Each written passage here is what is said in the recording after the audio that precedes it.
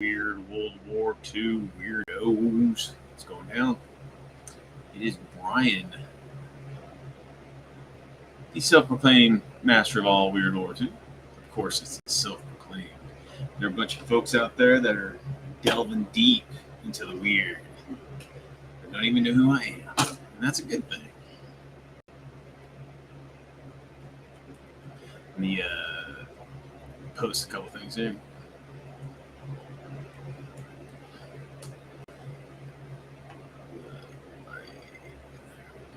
So people from I'm putting a link in the Facebook group and the Discord group. Discord group. Give me 1 second, guys.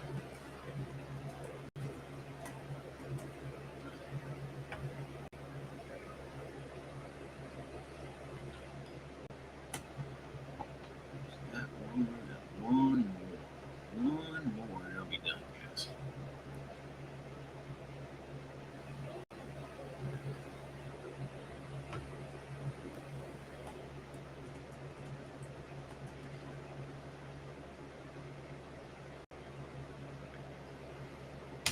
All right. Well, what's everybody up to? What's going down? I have been. I tell you, it's been a hell of a fucking weeks actually.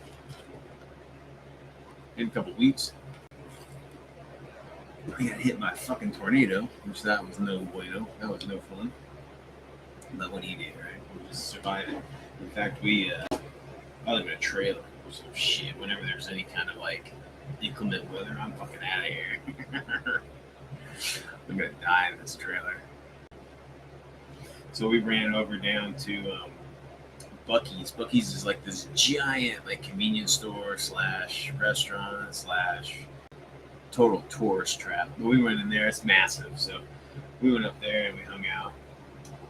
We ended up being in the cooler with all the employees. Like freaking the fuck out. It was pretty wild. It was crazy. Came home and boy did they the hail just machine gunned the hell out of our trailer, man. It was bad. There was holes all in the side of it. Pelted our car real bad. And it was pretty hardcore. Pretty hardcore. But luckily, we're all good. We're safe. No one got hurt. Which is good.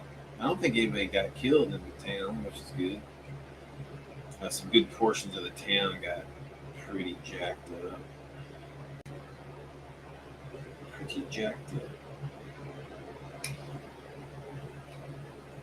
Tonight is usually Shadow's hobby time, right?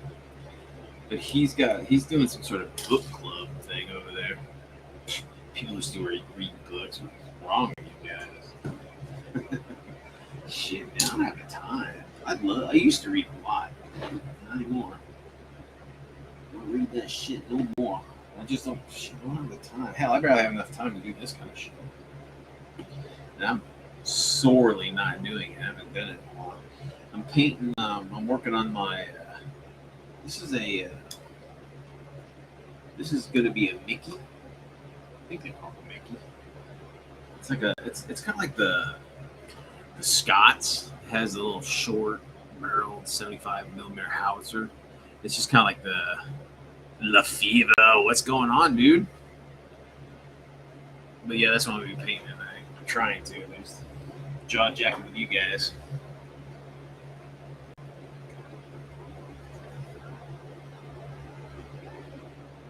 So HS, with all that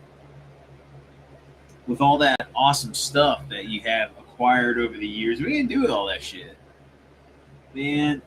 So Mr. LaFever here, he broke into his family's vault and he's reclaimed all of his old gaming stuff, and it is just massive, everybody. It's great.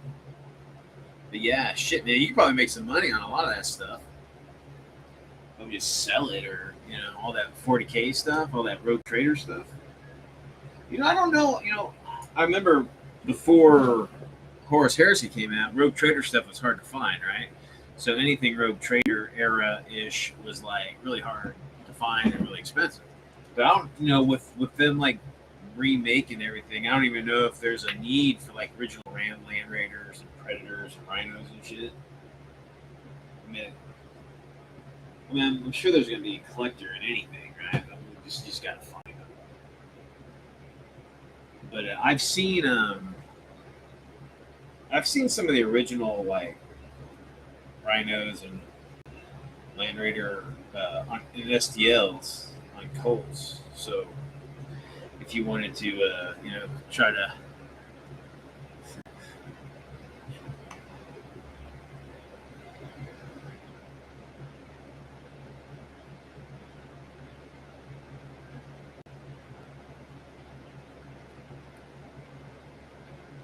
Well, shit, don't get rid of anything super cool. Let me know. Yeah, shipping, man. So, like, right now I'm in the need for some painters to help me paint a bunch of this shit, right? I just don't have the time to paint it all. But yeah, man, it's like, I have a bunch of Weird World weirdos that have offered to paint stuff, but they're in England, right? Or they're in the UK. And it's just like, shit, man. I mean, I'd love to, like, but shipping is so fucking expensive over there. It'd be like probably as much as I'm paying them to commission the work. You know what I mean? Just for the damn shipping. It's fucking crazy. I don't get it. I know, dude. I saw those pictures of all those Land Raiders you had, dude. Dude, you should sell those, man. Just put those on. Put those on eBay, dude. Someone will. I mean, even in the shape that they're in, dude. Everybody and their brother do those like model rescues or whatever nowadays on their YouTube channel or whatever. I'm sure you get a couple sales just with that, and then you got like the collectors. I don't even know if there's a need for it anymore because of all the. There used to be a time when you couldn't pick up any beakies, but now with the Horus Heresy thing going down, you got beakies left and right now. That was my whole when I was playing 40K back in first and Rogue Trader and second edition.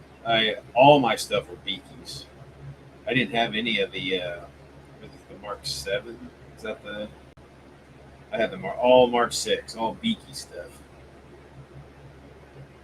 That was just like when I saw the cover of Rogue Trader, who that Gallagher, that painting by Gallagher, holy shit, man, I was and now that's what my Space Marines needed to look like. They needed to look like those guys on the cover of Rogue Trader.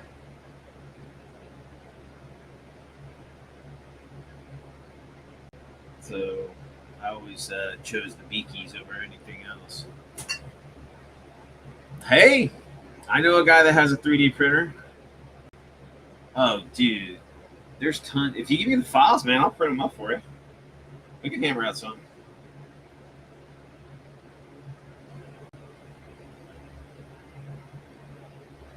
Yeah, I printed up a buddy of mine. He had. I painted him up in an Eldar, like epic scale army. That was pretty cool. Tons. I did like half a bottle on his army, right? And that's a lot for 6mm shit. I painted out tons of vehicles, tanks, fucking troops, all sorts of shit. And they're little bitty, little super tiny, super tiny. Yeah, that's cool, man. Yeah, just get with me. I gotta work this weekend, but shoot me a message through Messenger on Facebook, and let me know what you want to do, and I'm down. Just send buy me some resin, I'll print it up for you. You pay for shipping or whatever we're gonna hammer out. If you got anything cool I might want, we can just hammer that. Oh, dude. You know what? I might know a guy who'd be interested in that, dude. Shadow and Son. he's a big Eldar guy, and I think he was talking about getting into. He's talking about buying Epic Scale or whatever. What are they called? Is it still Epic or I can't remember what the fuck it's called. But yeah, but yeah, I can ask. Let me ask Shadow about it if he's interested in the Epic Scale. Eldar. I think he's an Eldar guy, but shit, he might just buy whatever you got because he's kind of a collector. So if it's like original shit, he'll probably buy that from you. Cool. Yeah, dude. Yeah, you know me, shit. Anything that fits within the pulp, weird World War II, 1920 to 1950 era, or anything that's like can be proxies for like aliens or fucking Atlanteans or all that bullshit. So. I saw that you had some Gundam stuff, didn't you? That Gundam shit can be fucking pretty. Honestly, I know there's a huge like Gundam following and shit, right? But I don't know if there's. I'm sure people collect it, even like built stuff. You could probably maybe check that shit out. Sell some of that stuff if you want it. I'm always seeing Gundam videos. There's just one. There's a company up in Canada called I can't remember what it's called, Gundam Shop or something like that. They have a YouTube channel, and it's just basically him like filling in orders and like showing off like all the Gundam shit that people are buying and whatever. It's pretty interesting. I built my first Gundam this year. James from JVC Paint sent me one, and man, those are a lot of fun to build, dude. Those are like. If I was a kid, I give shit, man. I didn't even know. I mean, I knew Gundams were around, but I didn't watch the show, so I didn't understand it, and whatever. So I just didn't get into any of it. And but yeah, those have been really fun to paint as a kid. Put together, I mean, they all the joints. Now I don't see it staying together very well for too long after you build it, but. Anything that moves is going to start to get loose, or break, or whatever. I remember I was a big Tamiya guy. I remember all Tamiya kits back in the day. They were all like laid out to like put like motorized shit in it. Like, you can motorize the base or the wheels so you can like have your tank drive or whatever. But it seemed like all of their stuff was like that. But I never did it. I'm like, I'm not gonna motorize this shit. That's dumb. Probably was cool. I got a kit. I got a motor kit with one of the tanks I had built, but I didn't do anything with it.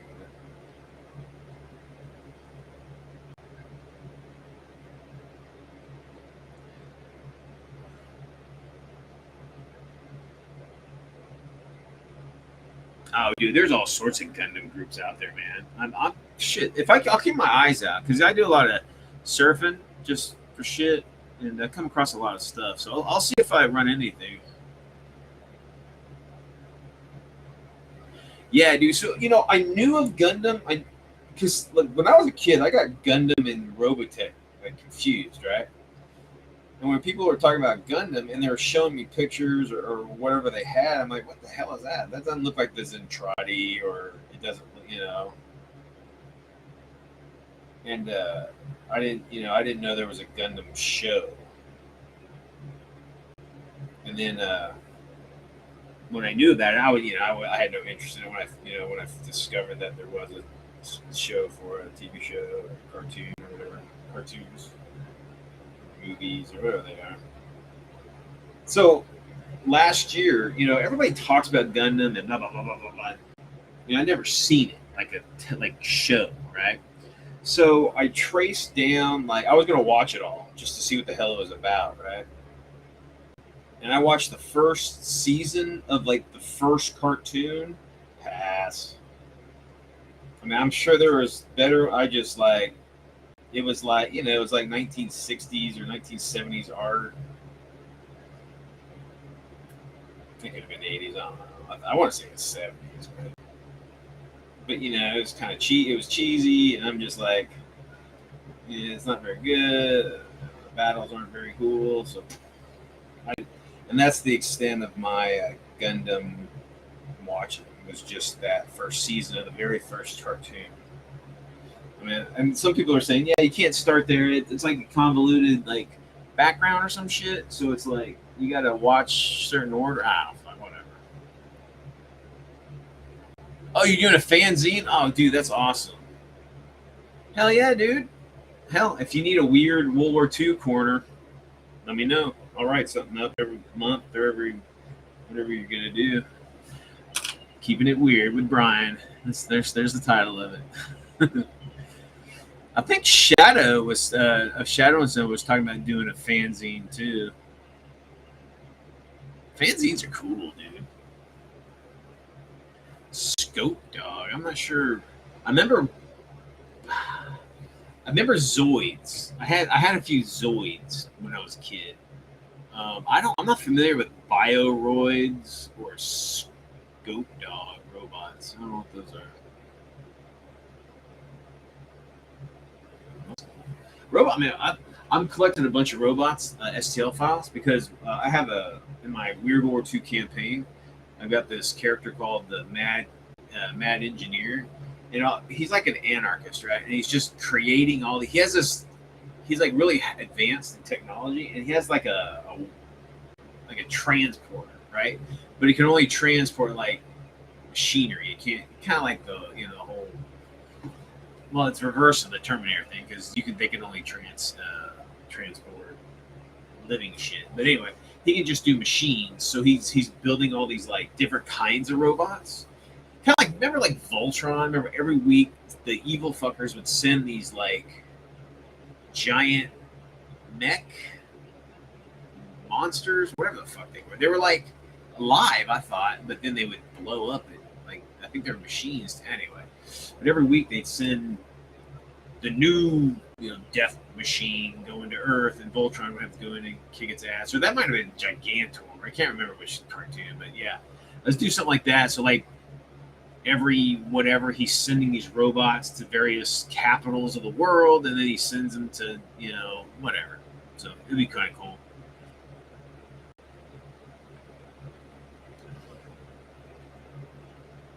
Oh, that's sweet. Dude, I have not played. I used to Twilight 2000 first and second edition. We used to play like fucking every weekend for like I'd say at least a couple of years, and it was a blast, man. It was a fucking blast. It was awesome. We started to like we wanted to we were playing 40K at the time. I think we were playing Rogue Trader at the time too. And we were like, man, we need to but we knew about the Twilight 2K like minis and stuff, but they were like small. I want to say they were like 15s or 20s. And we're like, man, I wish we had some like modern day, fucking 148, 28 millimeter fucking minis. We could play, Twilight 2000 with that shit. But to my shit, the only people that had 148 scale anything armor was like. The fuck was that? Was that I don't know, very few. I know Bandai did a bunch. Bandai was probably the one that had the most stuff, but there were a couple other companies, and there, I want to say Lindbergh might have had it at one time. Atlas had some, but those fucking molds are notoriously bad, dude. My God, they're horrible.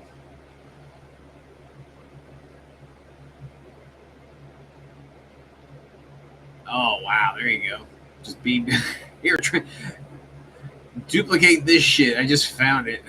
Oh, that's cool.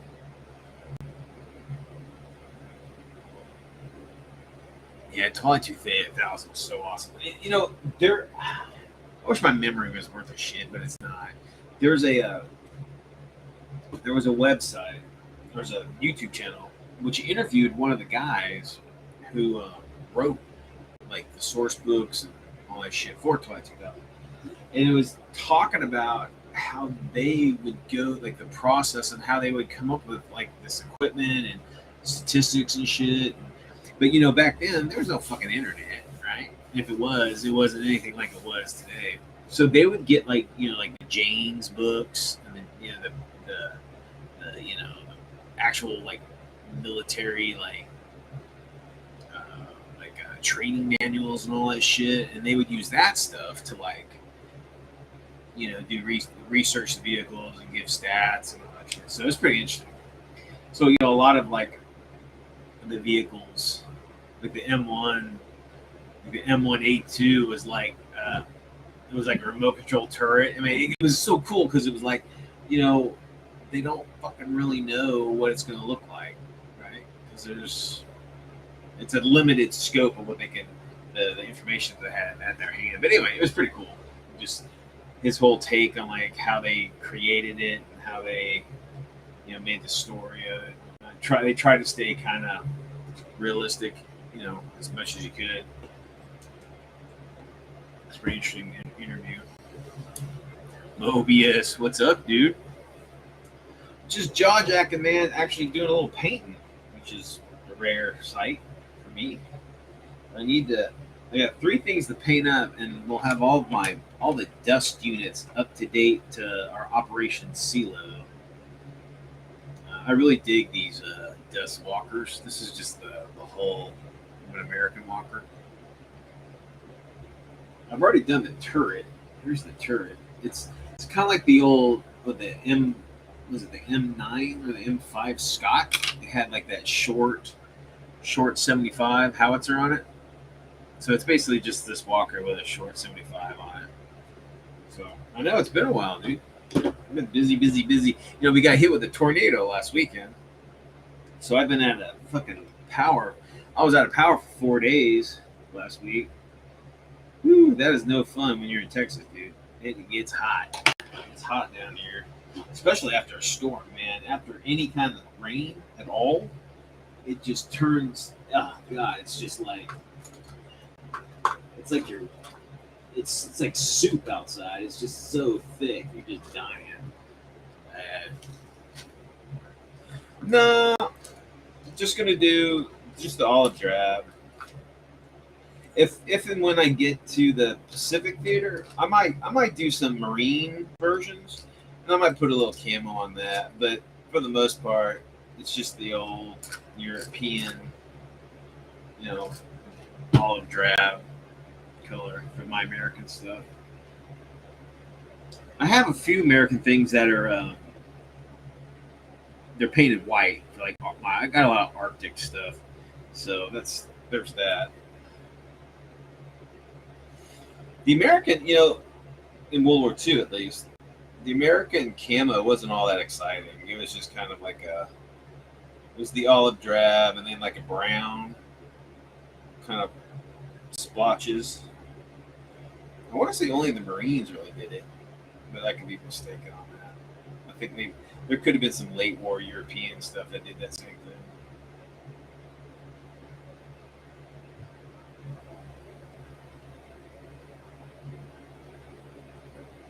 But yeah. I'm having a hard time finding time to play and do all this shit.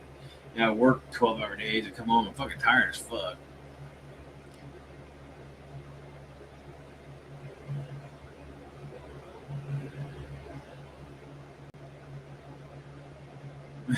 It's true. I mean, it's funny because in my weird World War II brain, right? I want to try to stay as historically accurate as possible. Like in equipment and look and color and but then I know that sounds weird when you're talking about weird World War II, but I think if you give it some like reality, I think it makes the weird pop better. Instead of like you got it's one thing if you got like Nazis and power armor walking down the battlefield kicking shit, right? That's cool as fuck, right? But if you painted them like bright red or some bullshit like that, I think it loses. I mean, if you painted in a realistic, like camo color or something at the time, I think it would be more realistic. It would fit better in the whole weird. But it don't matter. Everybody breaks weird their own way. That's what makes it so cool. There's no right way or wrong way. Just do whatever the hell you want. All about that. Did you hear their? I guess Warlord's coming out with a new bolt action, third edition, and people are talking about. They're wondering if they're going to use some of the Conflict 47 special rules. I think Conflict 47 as a game mechanics is a hell of a lot better than bolt action. I think their reaction fire and stuff. I think if you translated that into bolt action, bolt action players fucking love the hell out of that. There's some pretty good Hail Hydra. You know, what really sucks about Warlord is that they have given zero attention to K-47. Now I know the news is that Andy Chamber just got on board with it. You know, it's weird because you'll have like Rick Chambers and Andy Chambers and whoever, the old guard, right? They'll come in and they'll write something, but then that's it. They're not around after they just kind of do the initial like mechanics or rule book. They're just gone. And maybe that's what they want to do. They just want to do the core and then walk away. Let everybody else do whatever. But just seems like, Andy Chambers, he's pretty good mechanic, rules maker. It's nothing ton that's unique or new. We all kind of share each other's rules, right? Maybe some modifications here and there, but it's all relatively similar. But I don't know.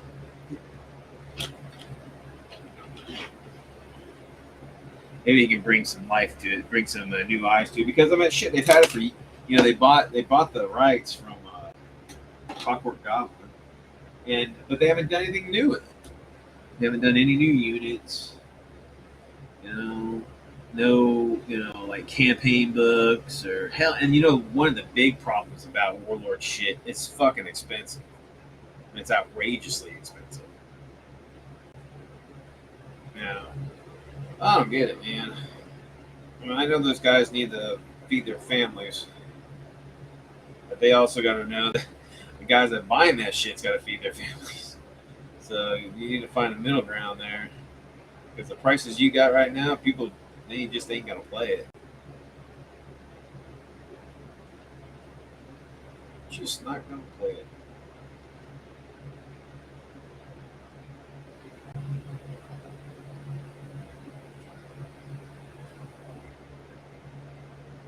Yeah, I am sick. I was sick to death of tournament play shit back in the 90s, man. Just, people just need to. I don't get it.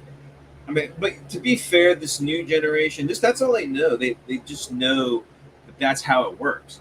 You got these fucking codexes, and they change every 3 minutes, and you're fucked. If your army gets deleted, it gets deleted. You just gotta go buy some new shit. I don't fucking get these kids, man. If you like the toys, buy them. But, don't play that fucking bullshit rules, man. I don't get it. Whatever.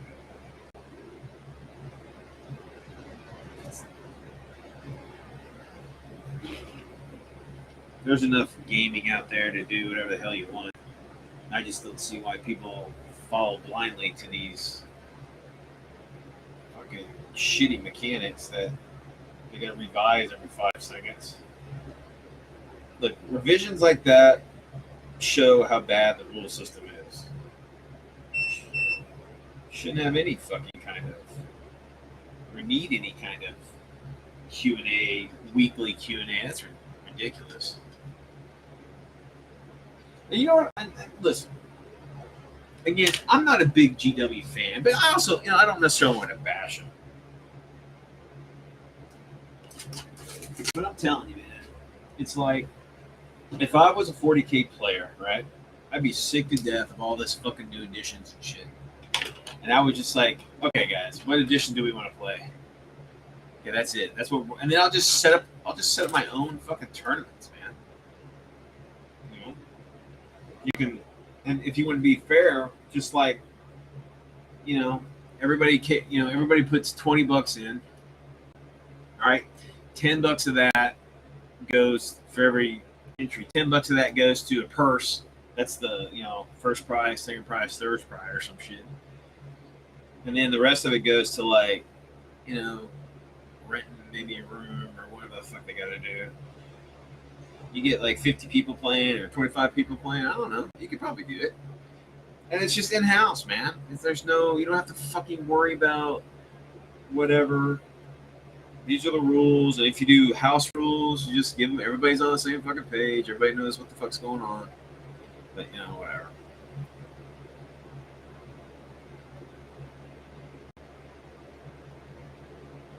There you go.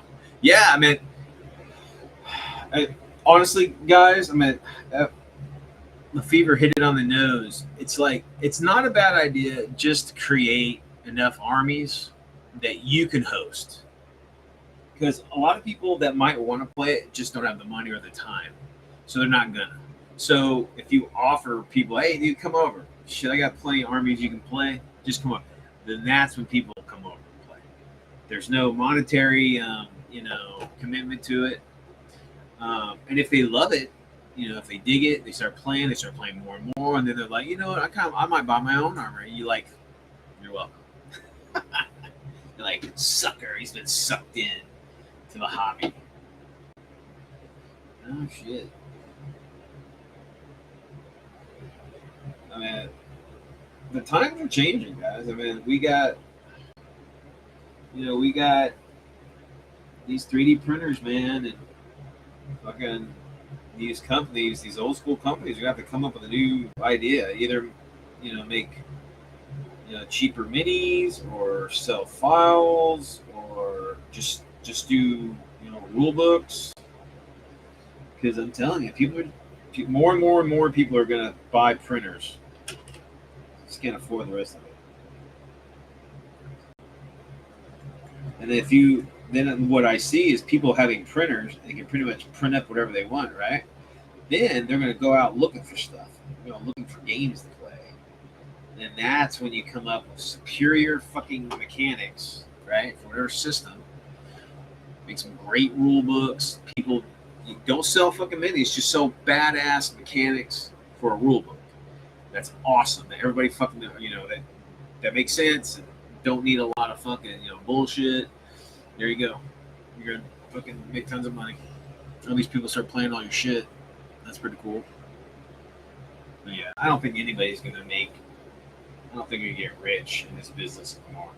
If you haven't already established some sort of company. Who knows? Who knows? Maybe they outlaw 3D printers for some reason. Yeah, the government can't oversight it enough, so they ban it. Then you'll have an underground fucking 3D printing world.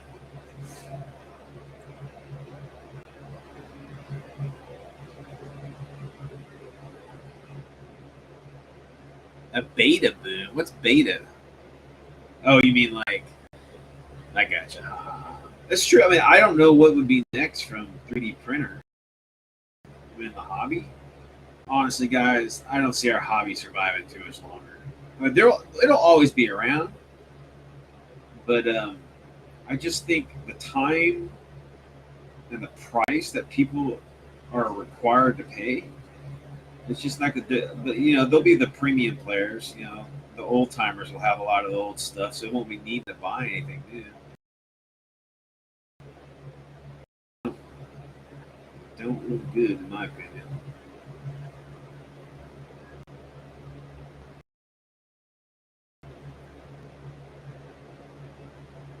But I've been known to be wrong, so a lot, actually. But whatever.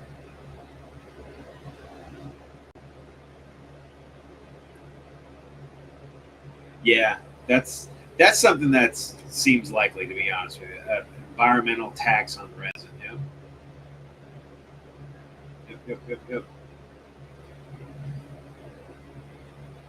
And then I'll see, when printers become so prevalent, you'll see the resin turn into the like, and the cost will be like you see the the ink printers we have, the ink cartridges we have now. Hell, the ink cartridges are the same price as the damn brand new printer. So buy a brand new model instead of the ink cartridge. That'd be something like that.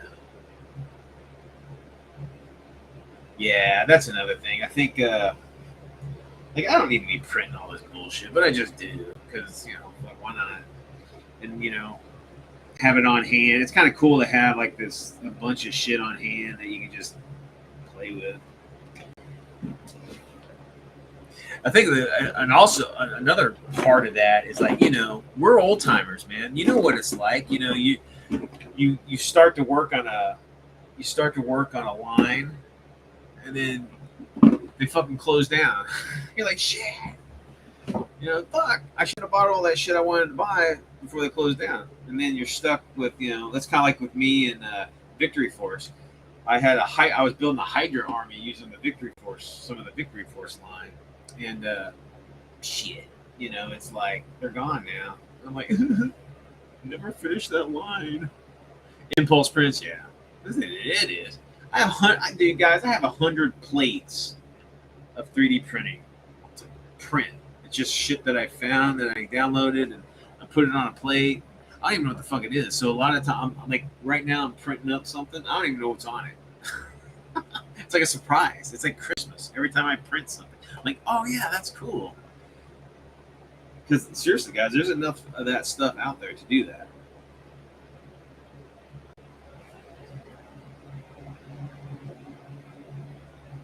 And, another weird thing is like a lot of the printing. They're like doing the same thing, like the 40K shit. It's like they're they're they're offering all these STLs, right? But it's like it's not an exorbitant amount of money, I guess. I mean, they have like you pay for like a monthly fee, and you can download as much as you want, or there's different tiers. I think.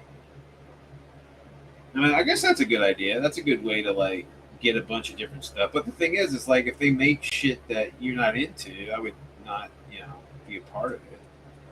But I think one of the things a lot of these guys do is they have like a poll, and they kind of poll their subscribers to see like what do you guys want us to make? Naked cowgirls with M60s. I guess if enough people say hell yeah, I want a naked chick on a fucking water buffalo with an M60, booyah! There you go. Legendary minis are made. So I guess that's kind of cool. And then I see some of these STL guys selling their shit like 40K prices. Go fuck yourself. That's insane.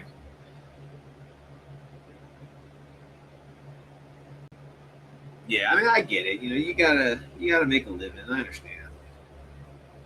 But whatever.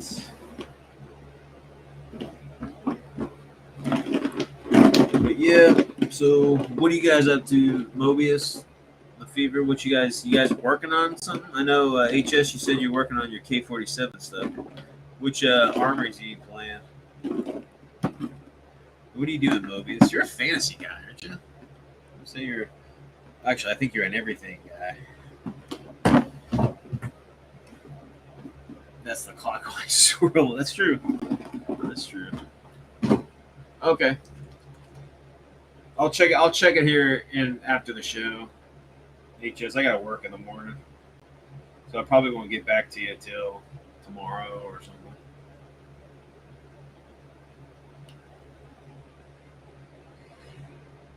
Yeah, so I think I told you guys this. Oh yeah, that's right. You told me you were doing last time I talked to you. Lovis, you said you're doing some BattleTech stuff. I saw some there's a bunch of BattleTech STLs on Colts, and you could easily pop those up to 32 mil if you needed to.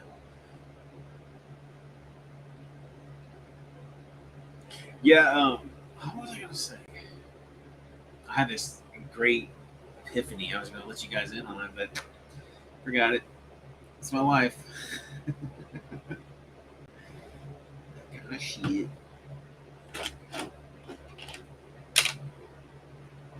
This is another thing why I hate paint now. My fucking eyes have gone to hell. Damn, can't see anything anymore. Trying to get people to paint some of my shit. I think I got a buddy who's gonna paint.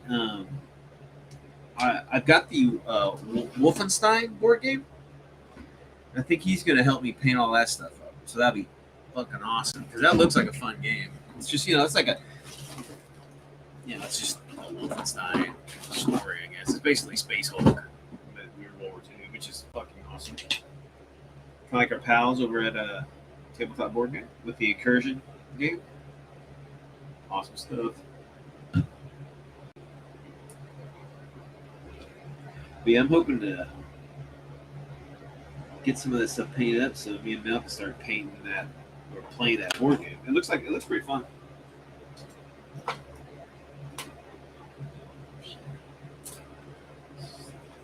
Brushes suck. That's why I need to invest in some good brushes.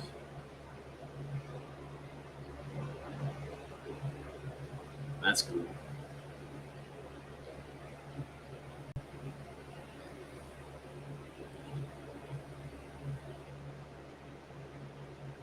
Yeah, shit, man. I remember a time when I first got into Weird World War II. There wasn't any Weird World War II going on. Dust wasn't around yet. All that shit. The closest thing we could get was like, remember the it's like an anime comic. That's shit. Remember they came in the plain brown boxes, and it all looks kind of like Germany, kind of like sci-fi German stuff, like World War II German stuff. They came in the suit. I can't remember what the fuck it's called. I'm sure you guys know what I'm talking about. And those kits were badass, but man, those things were expensive as hell back in the day. I don't know. I think they're still around, but they have weird oddball scales. It's like 187 scale or it's weird kind of like. It wasn't a lot of them were 135, which was cool because you could do like armor kits with it or whether. But most of them were like just a strange scale. I want to say 187 or some shit. Yeah, I remember the Mac. That's it. The Mac stuff is awesome. I always wanted to get some of that stuff, but I just never had. Again, to me, it's way out of my price range, especially when I was a kid, man. That stuff looked really cool. But that was pretty close to Weird World War II. I mean, it looked like German shit. Mechs or something. Yeah, I remember Dust starting off at 135. They had like some paratroopers. That was pretty cool. They had some mechs, hot chicks. Man, I love Paolo's stuff, man. I think his mechs are the best I've seen. But whatever. Hey, JC, want in, brother? Hey, brother, what's going down, man? I did, man. I'm sorry about that. I haven't answered you yet. I haven't. I know what the game is, but I haven't seen anything on it. It's like a weird World War One, isn't it? Jason's talking about Mechhead Studios. He's got a YouTube channel too, guys. If you want to go check. Hey, Brian, how you doing, man? Good to see you. Good to see you. Can you hear me? I can hear you fine. I don't know if you can hear me or not. I do. Guys, this is JC. This is the master behind the Nuts Weird World War II and a lot of other shit. Thank you. Thank you. Just want to catch up with you. And I see a bunch of cool folks here talking about painting. I'm working on my my Czechoslovakian 1938 stuff. Oh, very cool. Yeah. Yeah, so if you guys don't know, JC just put out a mini kind of campaign of the. Why don't you tell us what it's about, JC? Oh, I write tons now for the 2 Hour Games Patreon. I just did a Weird War mini campaign called The Last Night. There's this Czechoslovakian eccentric guy named Josef Menchik in real life who fancied himself to be one of the last paladins of Charlemagne. And so when Czechoslovakia surrendered, he said, "Nope, not on my watch." He got armored up, got on his horse, had a crusader helmet and his sword, and went and rode down and stopped the German panzer column and just like stood there and some none shall pass. Like, what do we do with this guy? Eventually, they just kind of brushed him out of the way, right? They didn't shoot him because there hadn't been any conflict yet. So, like, well, what if that guy was the last paladin? What if you had like, Durandal or Fauberge or one of Hell the yeah. swords of the paladins, and he can just hack that panzer apart? So that's what the book's about. So I did the first battle report, and my son played the last paladin. It was cool because the way the nut system work as a star, you've got these star dice, right? It's like a star power, so you can kind of convert a kill into a carry on if you've got the right powers. So the Germans just like laid down a wall of lead on the last night, and he found that the most effective thing was just to get right in there and do melee. He could melee multiple figures at one time. He chopped the Panzer ones apart. But eventually it got worn down. Too much 20 millimeter cannon fire, too many grenades, too much. And it's funny because Nuts has this system where you could have this battle just expands, right? So if you roll reinforcements in the system, there's a chance when you do activation, like one of those, we both, I go, not really I go, you go, but we roll activation, high die goes first, but a certain die number roll of a 7 combined on the dice gets reinforcements for the guy who wins the roll. So if I activate on a 4 and you activate on a 5, I roll a 4, you roll a 3, I win, I get the reinforcements because it adds up to 7. So the Germans got like 2 more panzer columns that got essentially like a reinforced company ended up coming down the road at the last night, plus air power. And then the freaking Sudetenland Nazis showed up. So I pulled the card for civilians, which converts to partisans in a combat mission, which the only partisans would have been the Sudeten Freikorps, which were like the Sudeten German Nazis, right? And so I had some gangster figures to put out there for that. But it was a wild time. Eventually, it's like the last night's just like, okay, I'm all out of like endurance dice. The next hit kills me. I've hacked up a couple Panzer columns. I think it's time to call it a day. That's it. Sometimes you got to go back and take a breather. Yeah. But then of course I had to get the Todesritter in there. The Death Knight will be the German response, right? Oh hell yeah, dude! So that's awesome. See, guys, just those strange little side notes in history can be turned into some badass weird war awesomeness. So don't be afraid to let them creative juices flow.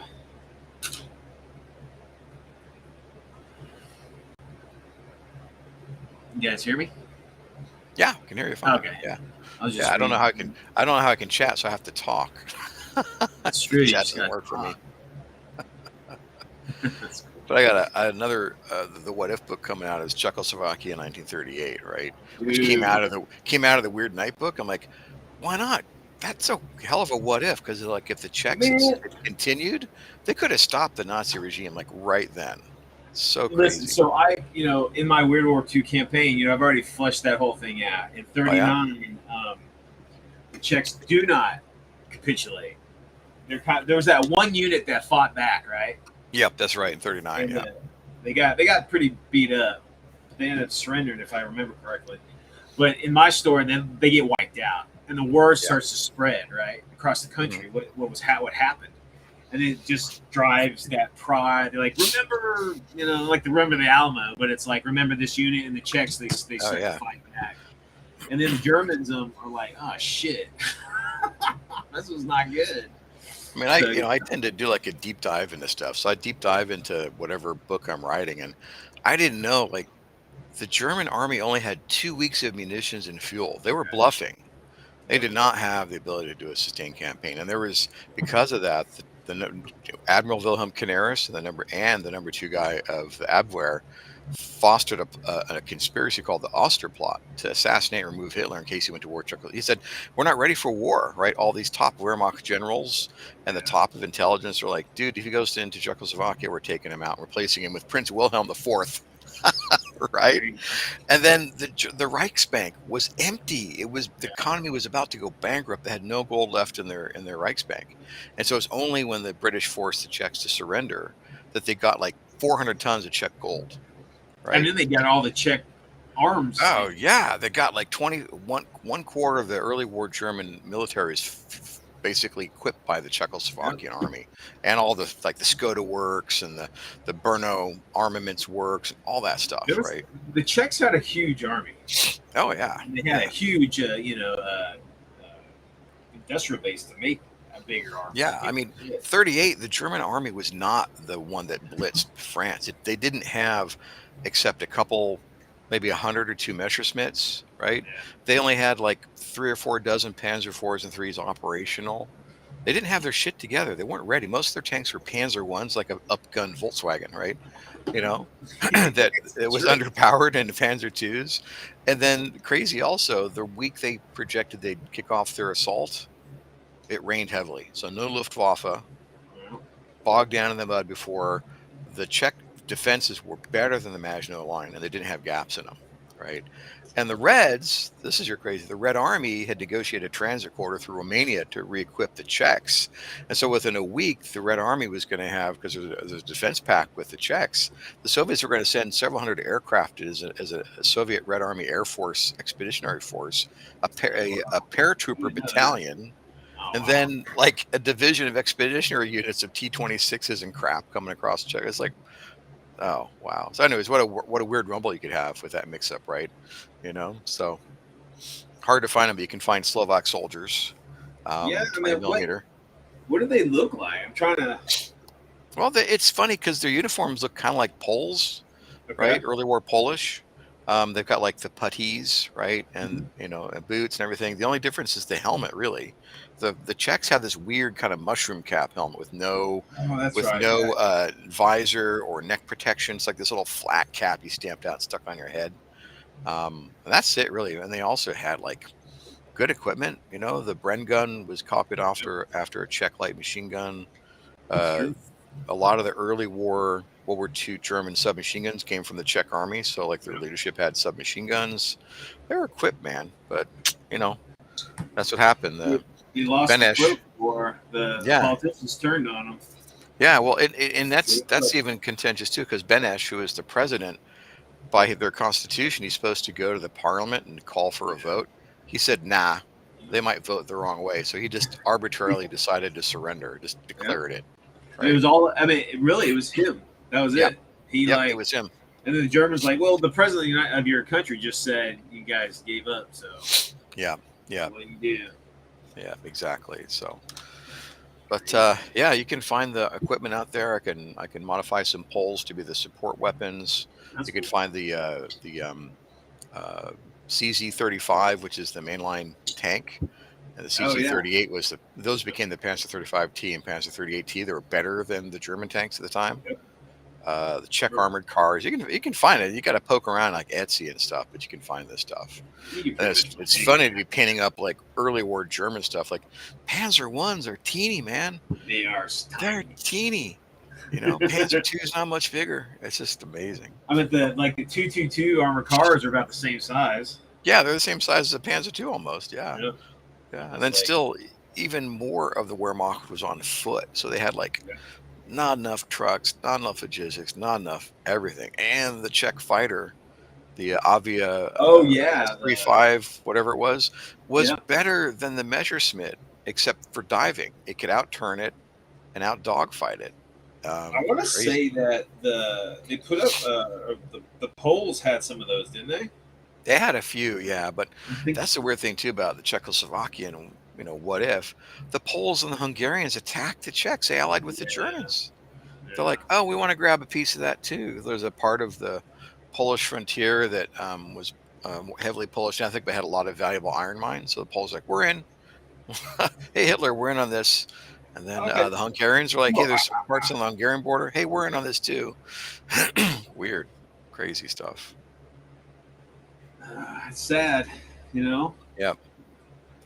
But it's fucking human nature, man. Just take craziness. The world's kind of repeating that early time right now itself. Yeah. Yeah. You know? It's kind of weird. But There you go. Mac, what's up, dude? CHS Lefevre saying, "What about Nazi moon men, tall blonde aliens?" Hey, I got that. I put that out, man. There's a Yeah, book. There's a yeah, nuts aliens book. It's got all those guys in there, including a yeah, scenario called Saucer Down.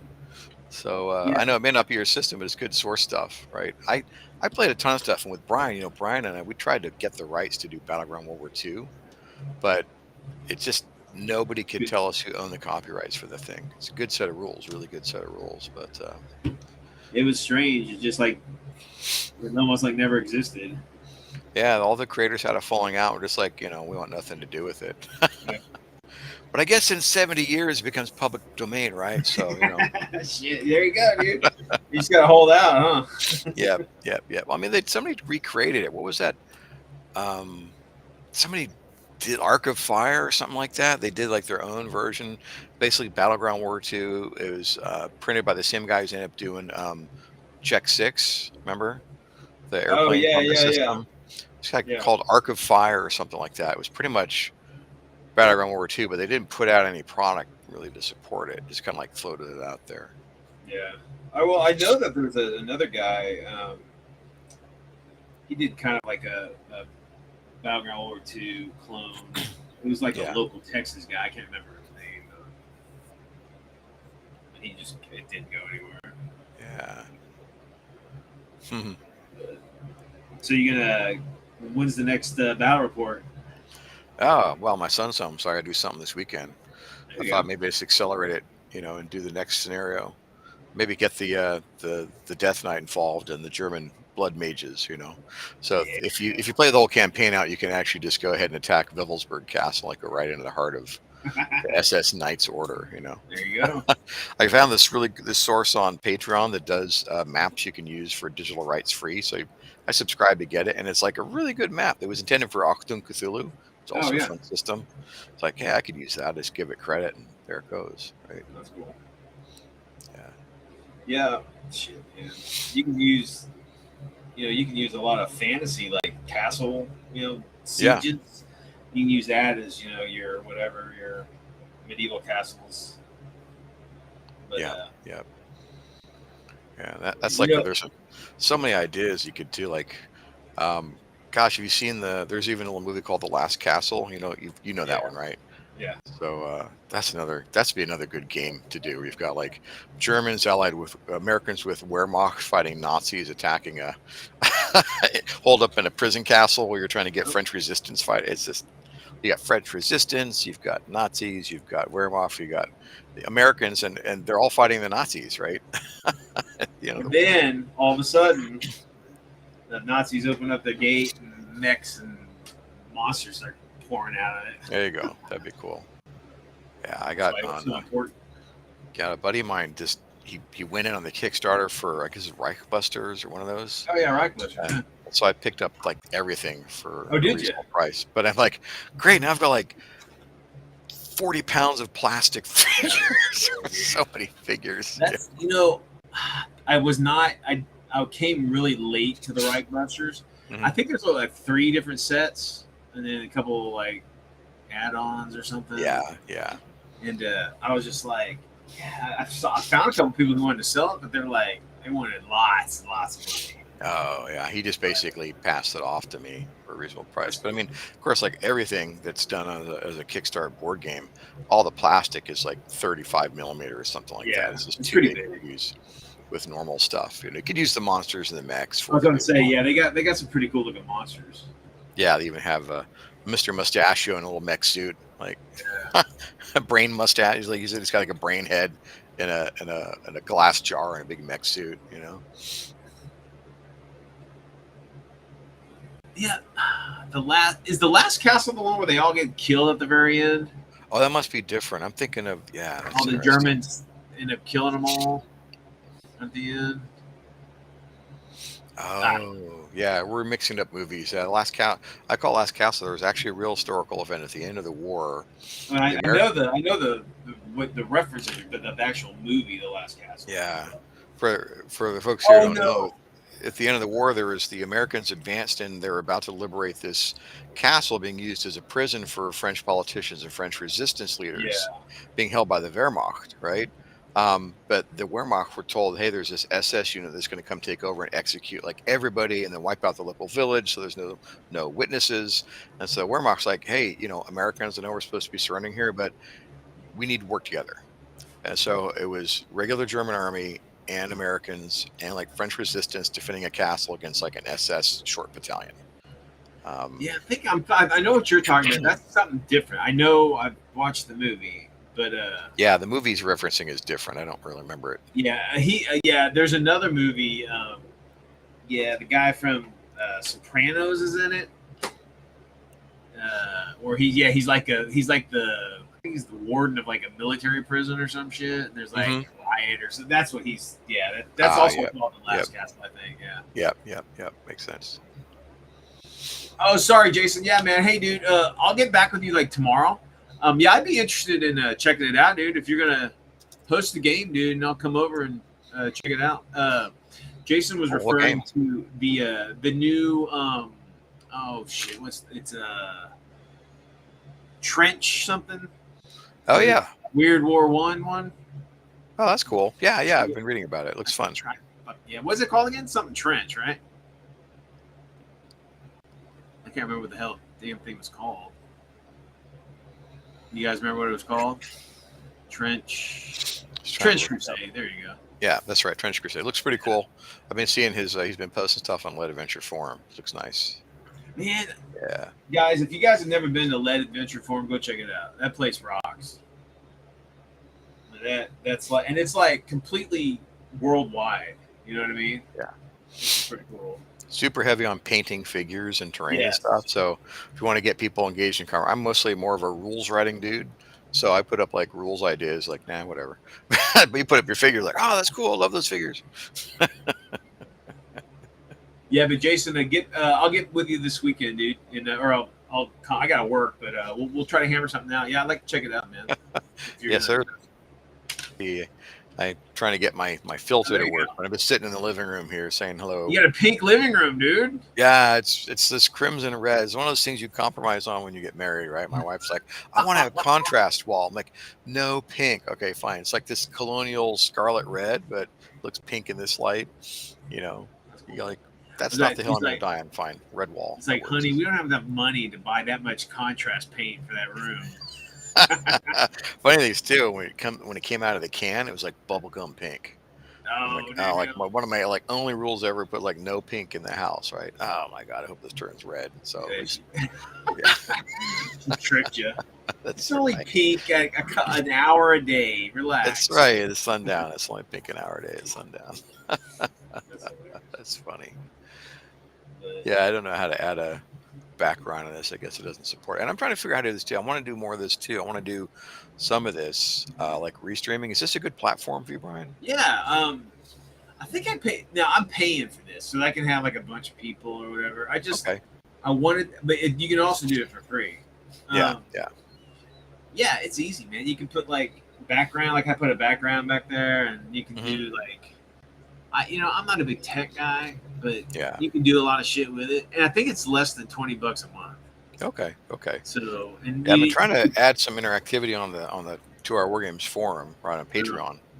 And the first time I tried to use a streaming app, it just sucked. It didn't work. It was supposed to tie into a broadcast on YouTube as well as on the platform. It just didn't work. yeah, this like on this one, I think you can do up to 5 or so. Yeah. I got 3. Like, so right now it's going to YouTube, it's going to Twitch, and it's going to X. And can people watch it there too, or is it all just like, oh, that's It's cool. I'll have to look It's into all this. live. Right. So like you can comment Yeah. like on those places too, and it should come into the chat overlay here. Okay, cool. So Yeah. you can have like people from your YouTube channel, and then like whatever. Yeah. But it's pretty cool. Cool. Yeah. So I'll check that out. And And I gotta keep telling you, man, you write so many good battle reports. Let's do the book. Let's do the China book or something. You know, Oh, dude, let's do I've it. been, I've got, yeah, dude. Just let me know, like, what you want to mess with. I mean, there's so much going on in China, guys. The master of China is Wargaming China, Adam, Oh from yeah, his epic. Guy's like a fucking nut when it comes to he looks at like insurance claims and shit on shipping to know wow, of the day to know what's happening and shit. Guy's a madman. He's fantastic. But yeah, go check out Wargaming China. He's got some awesome stuff. He does cool. straight historical Yeah, stuff. yeah. Eureka put out a Chinese army line, Well, right? yeah. So there's a guy. I can't remember his name. I can't pronounce his name. I call him K. If you go to one of our sponsors, Coveted Forge, they Yeah, carry yeah, his line. yeah. That's right. I He know that came too. out with a new China line, Yeah. a Weird War China. He did some badass like Australians. But yeah, Did you see Copplestone's those? got stuff too. Did you Good see those call. Yeah. mechs that he had? Yeah, the mechs look good. I love the They're like bushback. riding them like almost like a motorcycle. That was Those look awesome. good. Yeah, just another line I Copplestone. haven't gotten into. So Copplestone was the only place to get Chinese anything Yeah, until Eureka threw down, and then I want to say, and then K came out with that stuff, and I think that's about it. Chinese. Yeah.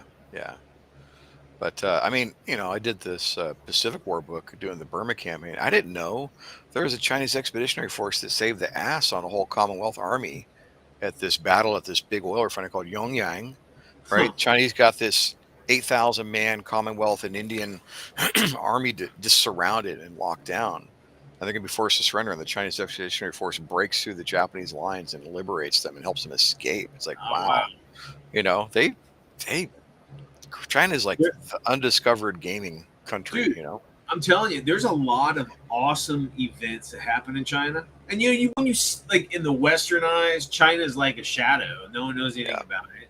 It's kind of like they were just kind of there and they weren't doing anything. They were doing all sorts of shit. There's this one really early war battle where it was almost like a Guns of Navarone, dude. There was this huge mountain that had all these like Japanese cannon in it. And this special badass group of Chinese special force motherfuckers came in, scaled it, cleared it out, killed everybody, cleared it out, and then like used the weapons against the Japanese for a little bit, and then they spiked everything. But those are mostly all what ended up you just call nationalist Chinese. The communists didn't do a lot of that stuff. No, they kind of did. hoarded their resources, they hoarded the aid they got, and when the war was pretty much over, they came out and kicked the crap out of the nationalists who were tired from war and took over. Now you watch the movies that come out of China, right? They're all like, oh, the glorious CCPs ones. They're the ones who are the 300 of Shanghai. No, you weren't the 300. I've seen the 300. You weren't at Shanghai. You didn't do that. Yeah, the 500. They weren't the ones. And I watched it. It was a good film. It was. Yeah. But when you read the dialogue and that very last card, it says it was because the brave CCP fighters of that day that led. I'm like, what the fuck?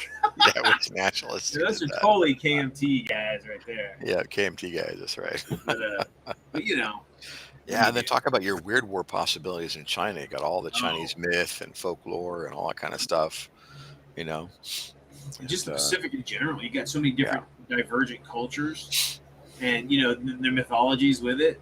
Yeah, that's unexplored too. I mean, I did like the monsters I could think of. So you've got like Onis and stuff like that, and different types of zombies, including like I made up the spore zombies, right? Because they've got this Southeast Asian fungus that takes over an ant's brain and body. And moves it, right? What makes it walk into a nest and explode and throw spores over? Like that's something Unit 731 would do, right? So I've got spore zombies, and I've got some of the crazy Japanese stuff and Japanese list, but all the native mythology, none of that's been touched for gaming. Chinese mythology, mostly untouched for gaming. I mean, you could have like indigenous headhunter tribes that have their own spirits and stuff, spirits and gods or whatever protecting them, or have access to whatever they can give out. Or a science fiction cargo cult, right? There you go. That's right. I always wanted like kind of like I have a Hydra in my Weird War too, but like Hydra, how it was in the comics, the Captain Savage comics. It it was on the down low. It wasn't this huge military force that was right next to the Nazis. I don't know what the fuck. Yeah. That shit, man. Hey, HS, that book's called just Nuts Aliens. It's on Oh yeah, Wargame Vault. It's also at the Patreon. I think it's like $6 or something like that. But it's got the Nordics, it's got the Greys, it's got the Reptons, it's got all your basic yeah, aliens. guys. You guys don't really need to play nuts to use these nuts campaigns, man. If Yeah, it's you all get, skirmish. You can use any system you want for it. Yeah. JT writes out these battle reports to where you can use whatever you want. He might refer to nuts, like troop qualities, but you would know like veteran or regular or green, that kind of shit. Whatever your system has out. Yeah. But yeah, they're a lot of fun.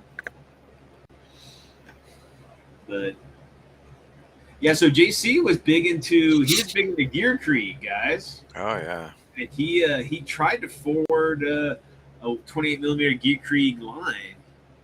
Yeah. But you did get a couple made, but they just never. It never got supported by DreamPod 9. They never really added it to their product line, and then they pulled back on Gear Creek as a rule system. It's not a very good rule system. It's got like awesome diesel punk aesthetics. I love the world background. I love the design of the mechs and everything.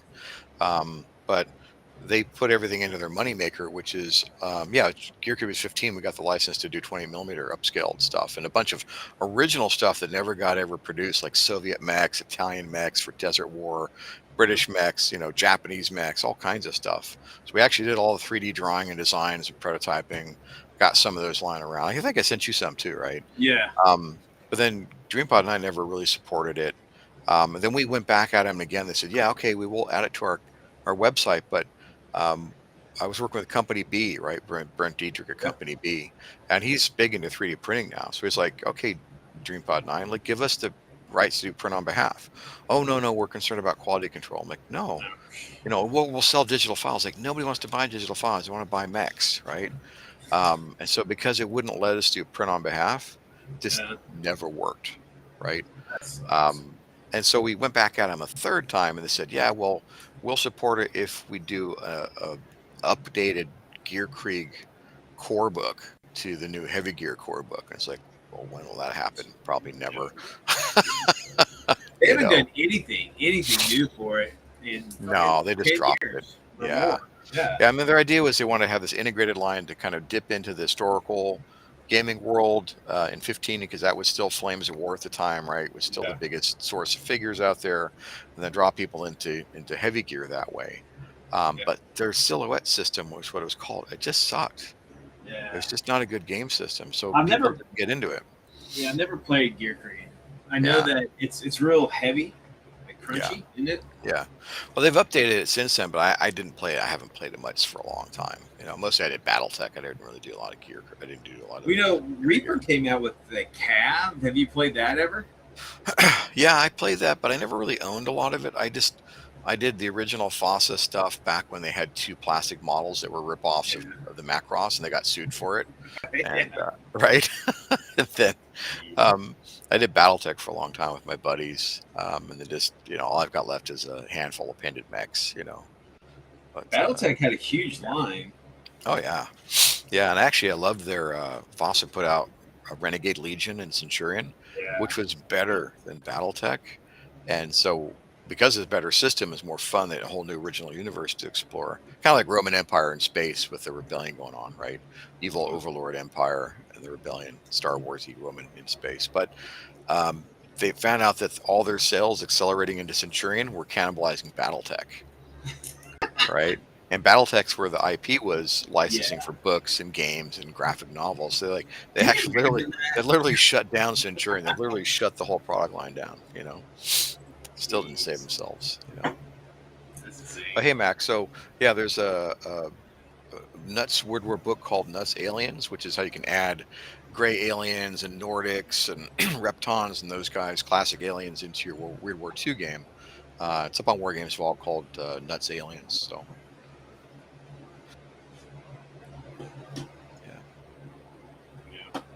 House Steiner, yes. House Steiner was all, and Davian, yes. The top two, indeed. the marriage was a betrayal. I don't know anything. Like some guys were talking about it, and they sent me to some links and kind of the background. There's a huge, story behind all that battle. Yeah. Battle I mean, shit. it evolved over like 40 years now, right? So Yeah, it's been a while. and they put out Aerotech, which is Lakarita. There you go. The Aerotech, which is the space combat system, and So was it City Tech? people now you can actually City Tech. Yep, City Tech was another one. Infantry Yep, one? that That was cool. Yeah, they added City Mag. Yeah, the City Combat one. Yep, had all that stuff, and they tried their infantry combat system too, right? Just City Tech. That's right. That never went anywhere. They tried to do a role playing game in BattleTech universe, like called Yeah, I remember that. Legionnaire or something like that. Just totally failed. I don't know. I think it may got turned into an independent D20 system type game somewhere, but didn't go anywhere. They want to do like, oh, we'll do ground pounders. You go like from mechs to infantry, right? But the thing with infantry was in BattleTech, all I could do is use little rocket packs against the mechs. Yeah, and just get stepped on and die. So it's like, okay, so much fun. I only played a little bit of BattleTech back in the day, but I always played the tanks and the infantry. Everybody else played the mechs. I always played with the tanks and stuff. Yeah. And they got killed. They get hit. They got killed, right? But they had some decent weapons on those things. Yeah. My buddies and I, we did a mercenary campaign, so you get a certain number of points to buy your mechs with, and then go on campaigns and do battles and stuff. So that was cool. Yeah. Good old days, right? The good old days. Where we had time to do all this shit. Yeah. That's funny. Well, it's funny. I got together with my old high school gamer friends a couple months last month. That was a blast. One of the guys decided he's going to run a old school D&D game. But what he did was really cool. He wasn't crunchy at all. He said basically, okay, it's based upon classic. I guess you could call it 3.5 or whatever D&D, and he has pre-gen characters. But all you have on the character sheet is a name, the Goomba, right, and stats, and a description that says likes punching things, right? The mechanic, affinity for electricity, the evil vegan, affinity for nature, right? And it starts off like where basically the characters are all in a laboratory environment, like in a prison laboratory, like featureless white rooms, white outfits, the whole bit. And we don't know anything about our characters, don't know our powers. So he just made it basically, he used the D&D rules as a guideline just to do stuff, to say, okay, I have an affinity for nature. Can I reach out with my senses and connect to any animals in the building? That kind of stuff, right? Can I use my electrical powers and like reach down and pull lightning out of the light fixture and send it at the bad guy? It's like totally stream of consciousness, but so much fun. That was cool. And basically he did like a Cthulian thing where it was a modern day weird war where all the characters had been kidnapped and put into a Nazi gray alien experiment laboratory. We had to escape.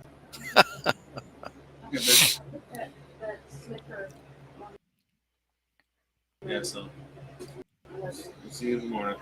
Bell's heading to bed. Yeah. Work hard today. See you later, babe. Yeah, it's getting late there.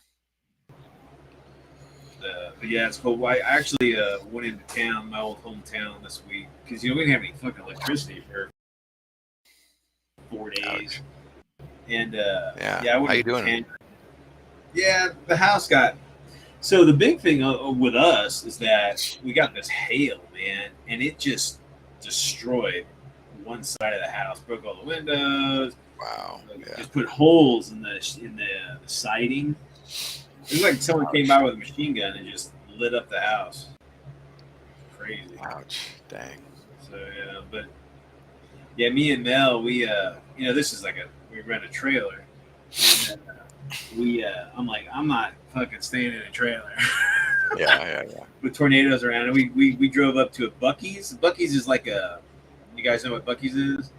It's like a giant, like, kind of convenience store, but it's like a tourist trap that everybody comes to if they're in Texas. Mm-hmm. But we went up there. It's like a giant place. It's kind of like a Bass Pro meets grocery store kind of a place. Yeah, there you go. It's like a Bass Pro with like a restaurant and that's some cool. like shirts and whatever. That's convenience cool. store stuff. But it's just big, so we wouldn't head up in that. But but I went in my old hometown, man, and shit, man, nothing's the same. It's like Yeah. 10 times as bigger than last time I was there. And all the old on the stomping ground, the old bars that we used to go to are all gone, and everything's different. Getting old. Yeah, I Getting get old. that. Yep. Getting Yep. old. I get that. 6 p.m. in Alaska. How does Alaska use Pacific time? Or they No, got there's an hour behind me. I'm at 7, so there's 1 hour off. Huh. Yeah. Interesting. Are they Oh, mountain? my glasses are so good. I thought he said, "Glad we don't get tomatoes." Tomatoes. Oh, tornadoes. Guess I got to check my prescription on my glasses, man. It's funny. I was driving down the road and I was thinking about you guys up in the mountains. I'm like, do tornadoes go in mountains? And I guess there are reports of like tornadoes crossing over mountaintops and shit. It's really rare, but it's happened. So I'm like, what? Yeah, usually any kind of hilly mountainous terrain like sucks the energy out of a tornado. Yeah. So, Just like, and I'm in earthquake country, so that's all I got to worry about. So you got it bad there. yeah, it's just the San Andreas fault. So you guys had one not too long ago, didn't you? Good size. Well, I mean, we had a 5 something, but that for a modern area that's built to earthquake code, it's not a big deal. It's not a big deal. It's only when you have older buildings. But that's what's so crazy. Like you get like a 5 something, and yeah, Alaska's earthquake country too. You get a 5.0 in some developing country where they use mud brick structures, and it's just horrific. But here it's like, oh, it's a 5. Yeah, I think I was in the middle of a business calling. All right, guys, I got to stop for a second because there's a quake going on. They're like, what's going on? Like, camera. Earthquake. I'll be right back, dude. Yeah, all right, we're good. Are you okay? Yeah, I'm fine. You wearing a big like pot on your head, like a strainer. That's right. You got goggles on or some shit. Yeah, everything's good. Yeah, that's right. Everything's good. Yeah, I've never been I've been in a couple tornadoes, like actual tornadoes, but I've never been in an earthquake before. Blizzards. Yeah, I've seen a tornado at a distance, which is scary to see, and I've been in a hurricane, but not in a tornado. So I could do without that experience. Yeah. There's one time here in California, in San Francisco, we're at old Candlestick Park. We're Giants fans, right? So we're at a home game, and a funnel cloud formed right over the stadium, right? What? And it was like, what's that weird cloud? And some people are like, we're leaving. Like, what's that weird cloud coming down towards the pitcher's mound? It's like, but it blew away, thankfully. Like, reports like, yes, a tornado almost touched down in the middle of the ball game. It's like, I want to say there was another ball game. I'm not sure what kind of sport, but it was these water spouts like popped up close to the stadium. I guess it's near the water or whatever, but these giant water spouts were like dancing along the. Like, of course, if it's weird war, it could be an elemental being summoned. It's true. It's true. It could be almost anything. It could be a spell, elemental. Yeah. Could be Dagon, controlling whatever. I found a bunch of really cool deep one STLs. Oh yeah. I mean, like kind of making a bunch of hybrids too, like humanoid hybrid, fish hybrids. Cool. The undeveloped projects. I always want to do the Arkham intervention, right? Got World War I infantry, so that would be good. But I have a bunch of deep ones. But to invest in like Arkham terrain, like, oh man, that'd take a lot of effort. I don't know. You got a printer, don't you? No, I don't. You don't? I don't need place for a printer. I got no place to put it right now. Yeah. Oh, man. I don't know. You got to make a place for a printer. I don't remember the name of the company. There was a company that had some really cool deep ones. They're called Abyssal Deep Ones. Yeah. And all the deep ones are based on like deep sea fish, like anglers and stuff. They're like really cool. Yeah. These hybrids I got, some of them look like blobfish. Oh, neat. He's like a little squat dude. He looks like a blobfish. And then, it's kind of like similar to that. But, that's cool. What? No Sasquatch troops. Huh. Well, it's like in World War II. Do you think? I don't think the Sasquatch or the Bigfoot or the swamp ape would be in a unit.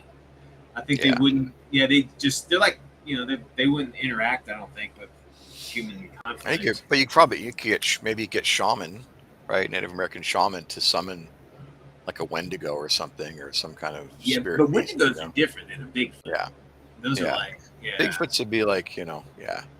I guess if you're being invaded by Nazis and they go into the Well, Oregon yeah, I was going to forests, say they'd be like protecting their area that yeah, you're setting up an OP or something, and hey, that's Bigfoot country. Get the hell out. yeah. Bigfoot's come. The big feet come. Sasquatch troopers, yeah. I do have some of the. I'll get some of the Chumanzi figures that are also 3D files. Which Basically one? the Chumanzi, Oh basically the yeah, Soviet yeah. chimp human hybrids, right? They had that come out, and what was it? Was it AE World War II? Had some of them a long time They had ago. a few. There's another company that did some really good ones. I can't remember who they were though. That was what Darkson designed. AE World War II did a whole bunch of stuff, but they flamed out.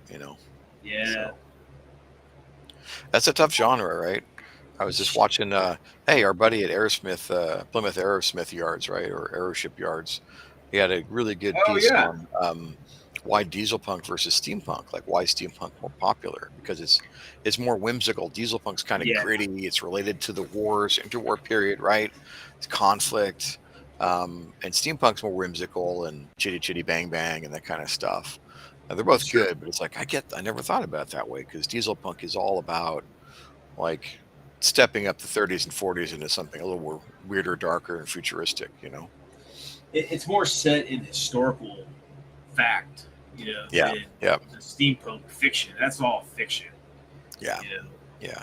It's Jules Verne and Arthur Conan Doyle, who wrote a bunch of. Conan Doyle wrote a couple of steampunk novels, Oh, did he? including one that was basically about his vision. One of his visions of the future was these big aeroships, big zeppelins would ply the world trade routes, Oh, place ships. yeah. But they didn't know what lived up in the high atmosphere, so they have basically is like semi-invisible octopoid monsters using big air gas bags to float around the atmosphere and rip down ships and everything. So he did all sorts of stuff. Yeah. Speaking of that, there's a movie called Altitude. Okay, it's Uh-huh. a horror movie called Altitude. It's about these kids. She's got her license. Her dad's a pilot, but she's got her license, and they're flying to like a concert in the next state over, whatever the hell. Mm-hmm. Well, all this crazy shit happens, and it's very Cthulhu-ish. And there's like something like that. There's like a giant critter in the air with them, and they're trying to escape. It's pretty good. If you get a chance, watch it. It's worth it once over. Yeah. You know what I watched recently that was really good? What's was that? that Godzilla +1. Oh, was that good?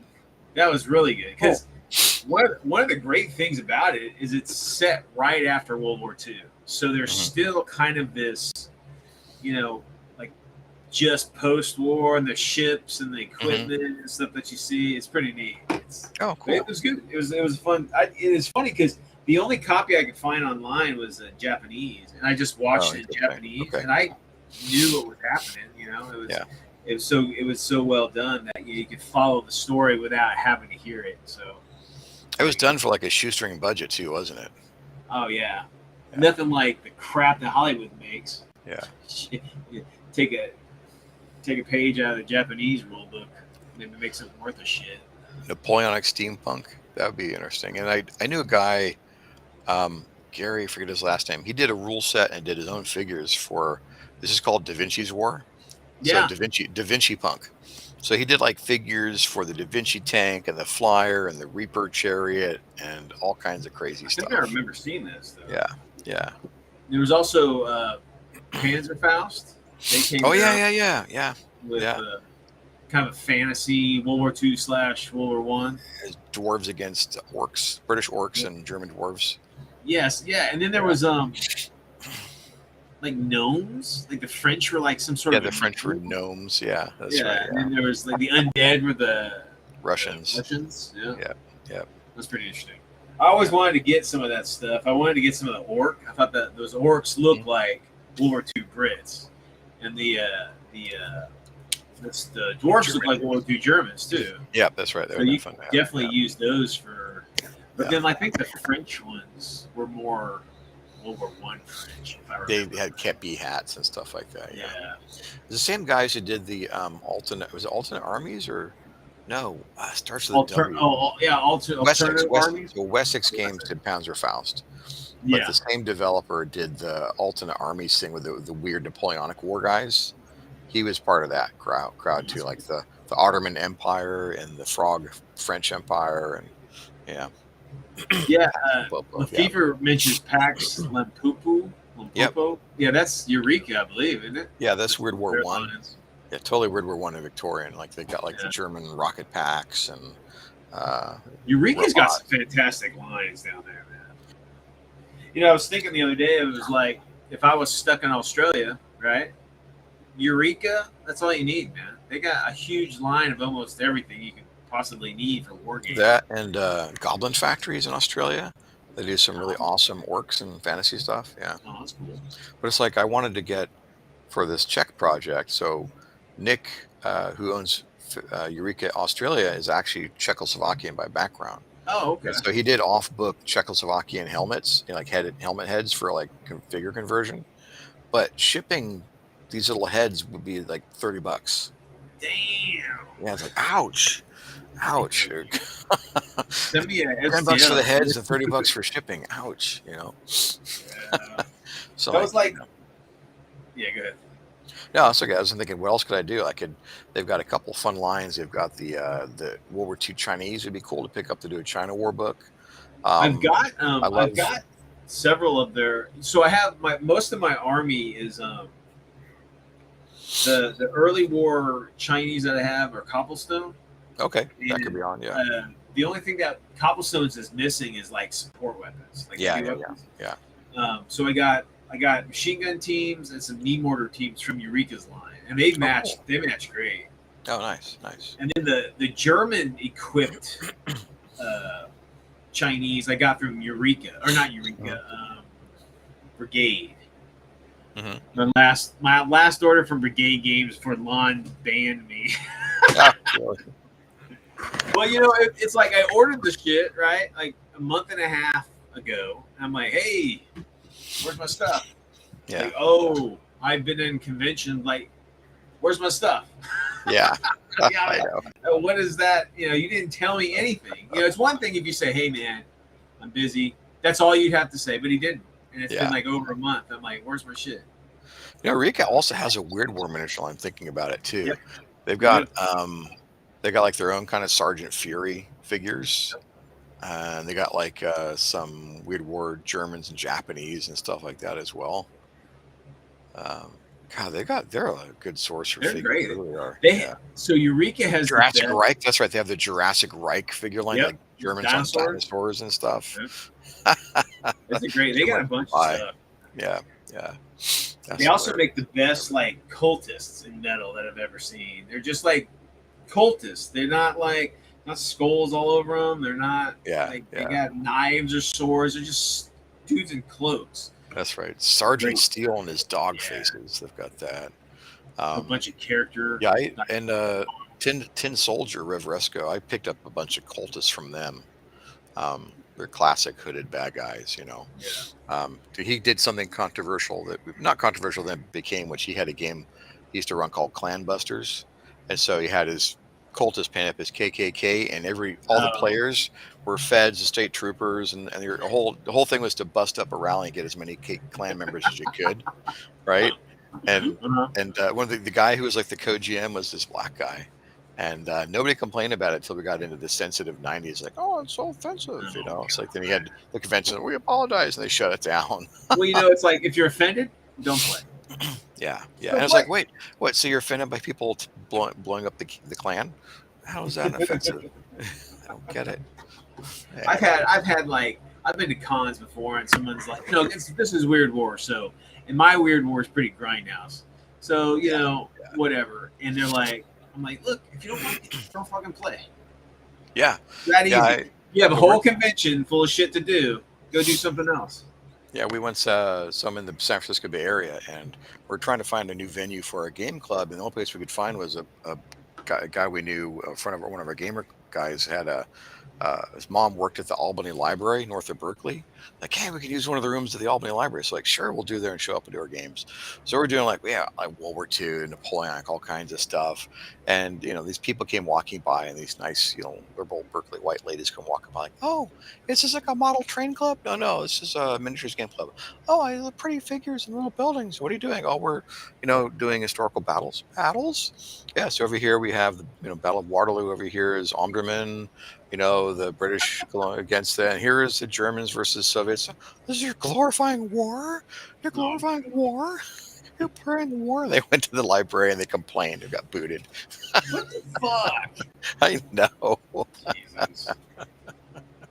I don't know, man. I couldn't imagine, dude, living in San Francisco, dude. That's mostly okay. It is like my son's going to Berkeley, but he hasn't even, all the craziness happens right around a couple Yeah. of areas. And he's doing STEM, so he doesn't even really much into it anyways in his programs. All his friends and fellow students are like, engineering geeks and computer science geeks, Yeah.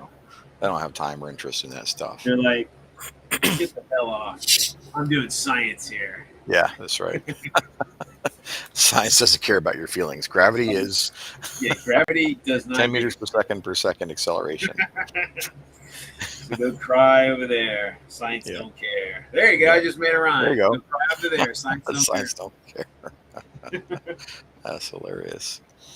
Yeah. Well, that's good. I mean, Berkeley, huh? That's a prestigious school too, isn't it?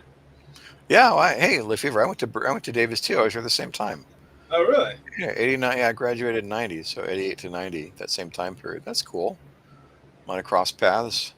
Where's UC Davis at? That's up by Sacramento area, Oh, okay. so to south of Sacramento a little bit. Must be a party school with you two guys there.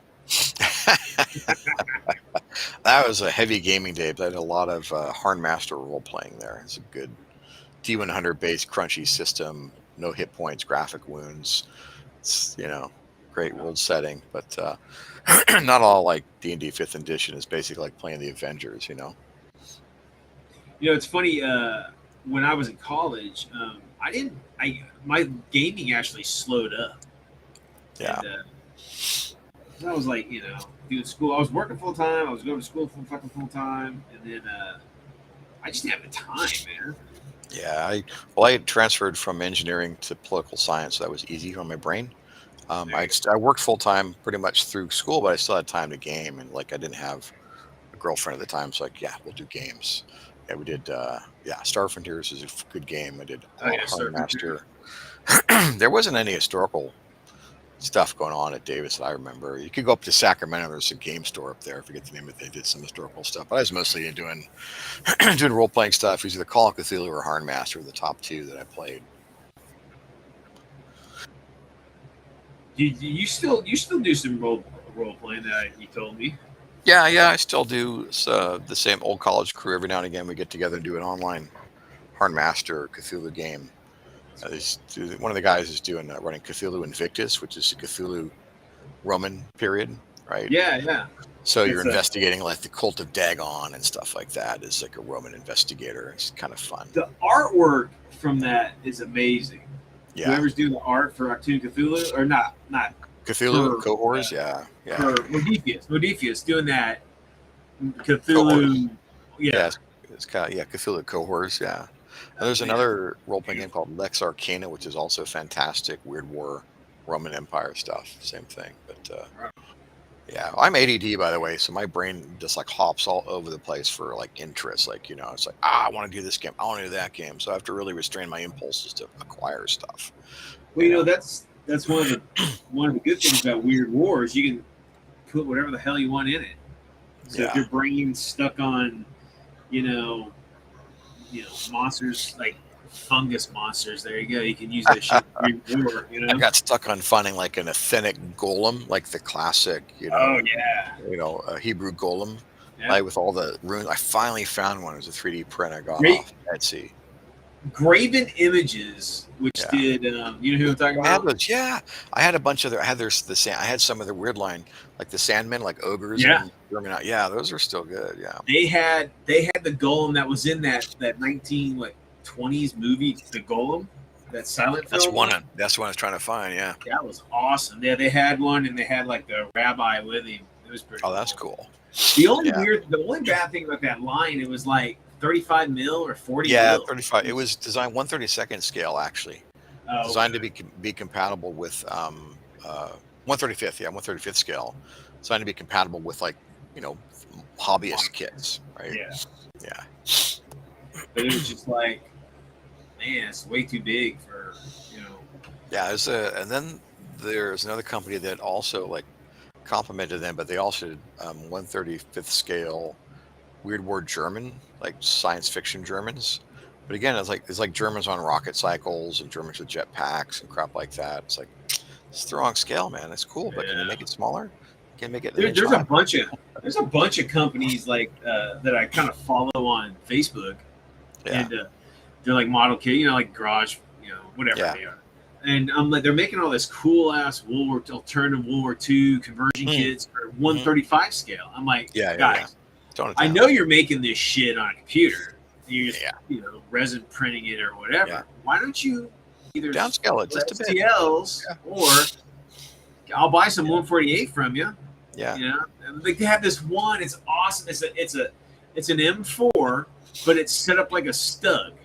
It's Oh, got it's the has no 17 pounder, right? It's the British no. This modified. is a No, it's a made up thing. yeah. It's like the M5 or M4. It Hmm. doesn't have the turret, but it has like I think it's either a 75 or 100 millimeter in the hull. Yeah. Stuff.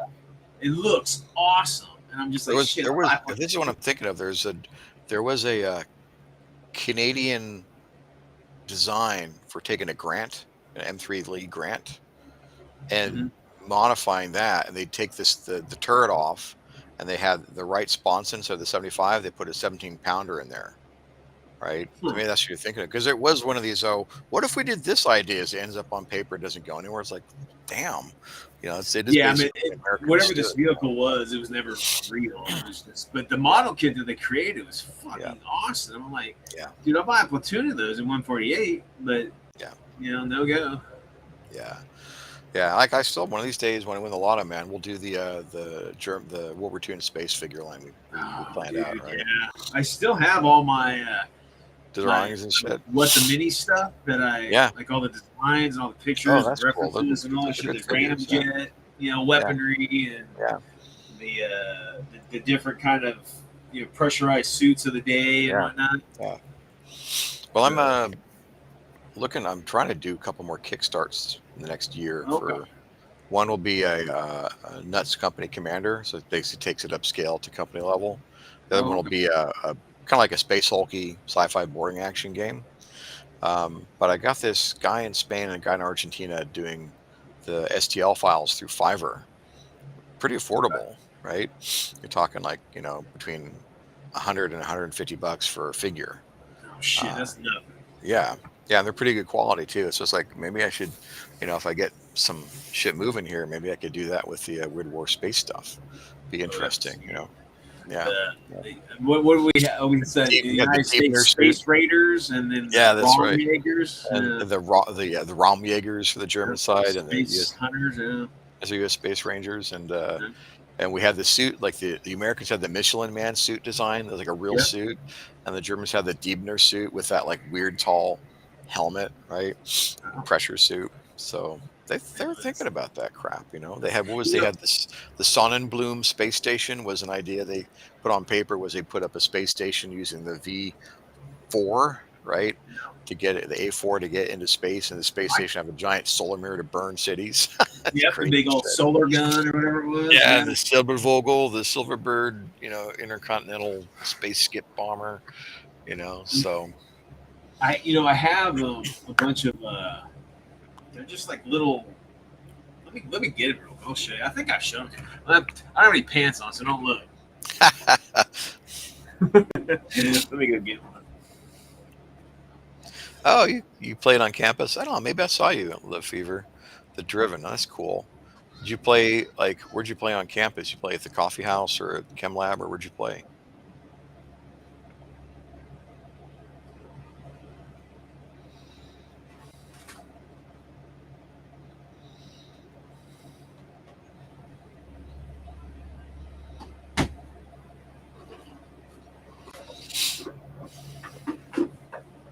Yeah, check out these. So I got like a platoon worth. Like, have you Oh seen? Have you seen yeah, them? cool. Yes, yeah. They're just like little shuttles, Yep, like that's right. zero Yeah, G shuttles. yeah, And I got like 4 of them, so I could like yeah. transport like a platoon or whatever. So Oh, that's cool. these are really cool kits, and they're 148 scale too. Yeah, I got some different scale. I kit bashed and got a scaled model of the Orion nuclear pulse battleship. We're talking 1960s tech, Oh right? wow! So by at the end of the 1950s, early 60s, a lot of scientists, like smart guys, were saying like, "Hey, what if we use nuclear power for propulsion? We know how a pulse jet works. What if it was a nuclear pulse jet? We're using micro bombs to hit a pusher plate to push our spacecraft at 1G acceleration, right? And the tech could have worked. Got Really? shut down by McNamara. So it's like this what if future is because we had test flown models of the X-20 space shuttle in the early 1960s. So we could have had and I worked in my prior days as a space geek in DC with Bernard Schriever, who was head of the U.S. Air Force manned spaceflight and rocketry back in the late 50s, early 60s. So their plan was by 1965, a space shuttle with orbiting laboratory, which is a space station. By 1972, a moon base with ICBMs, right, aimed at the Russians, right? It's like, and they get back and forth using nuclear pulse rockets. you know, Hey, man, you get to the moon in like 8 hours. hey, let me. Why don't you entertain everybody real quick? There's something going on out front. Let me check it out. That's okay. I gotta head out soon too. Sacramento, that's I'll, cool. I'll be right back, guys. All right, no worries. Yeah.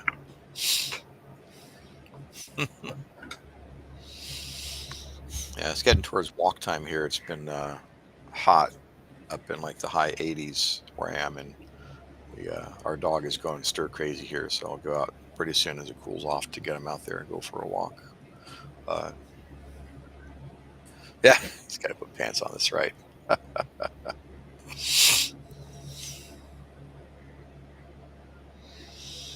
Jurassic. The Eureka Miniatures line is called Jurassic Reich. It's got Rocketeers. It's got female Rocketeers. It's got Germans on dinosaurs, on pterosaurs flying around. They've got a armored ankylosaurus called a Flaxsaurus. That's pretty cool. Yeah, you too. Nice talking to you, Lefevre. UC Davis, go Ags. Go Aggies.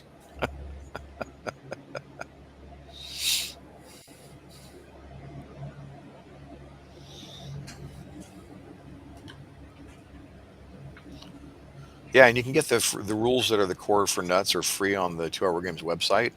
It's called Chain Reaction. Yeah, you can use the game as background for any system you want. It's all squad based. Like most of your biggest games will just be platoon. But if you want the rules themselves, you can get the free rules. Core rules are called Chain Reaction 2023, and they're on the 2 Hour Games website for free. But yeah, I was just checking out this Eureka Miniatures line, Brian, called Jurassic Reich. Yeah, I You agree. seen that? Oh my god, they got a Stukasaurus. It's a Luftwaffe pilot on a pterosaur with a 37mm anti-tank gun stuck to its strapped on his tummy. An ankylosaurus with an armored flak tower on the back. That's hilarious. That's awesome. You can play Eat Hitler. Have you played the game Eat Hitler? No, I haven't. No, It's pretty good. No. You can maybe Hitler's got some backup now. It's his own Nazi dinosaurs. Well, I do have, and haven't played it for a while. Dinos and D-Day. It's this game off Steam. It's like I got it like $3 off Steam, and basically just so I could be a Velociraptor and attack, people run around and slice people up with my Velociraptor claws. It's just a hoot. There was remember that guy that did those like T-Rex? He's like an American T-Rex soldier. Yeah, He just did yeah, some like funny videos of it. That was pretty good. yeah. He just took a T-Rex toy figure and like strap guns on it and stuff. Pretty sweet. Yeah, yeah. That's cool. Yeah. Well, I got to head out too. Time to take the dog for a walk. All right, brother. Been Well, going thanks for crazy. swinging Yeah, by, it's good to man. catch up with you. Yeah, yeah. And if you ever want to do, you talked about, if you want to play any of the games, like do a online game like this for Weird War or whatever, or Listen, if you want to yeah, collaborate on the China book, let me know. you come up with a time, Okay. that you want to do an online cat. If you want to do online something, and we'll make that happen. We'll Okay. play nuts or whatever, and Okay. yeah, Cool. it'd be cool. All right, man. Take care. It's good talking to you. All right, Say hi JC, to take it Mel. easy, guy. All right. Bye bye.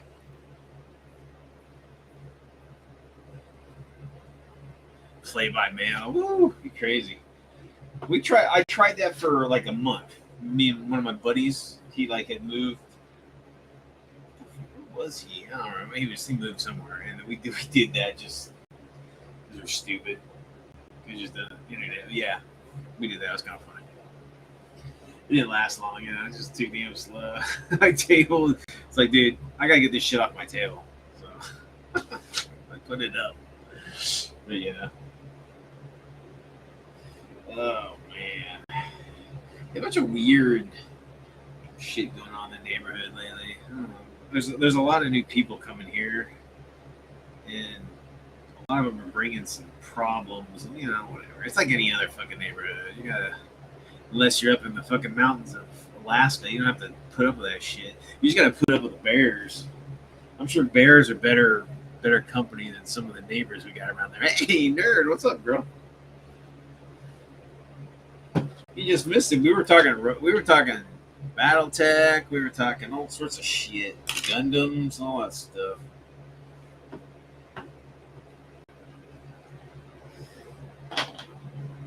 So what have you been up to? I haven't seen you in a bit.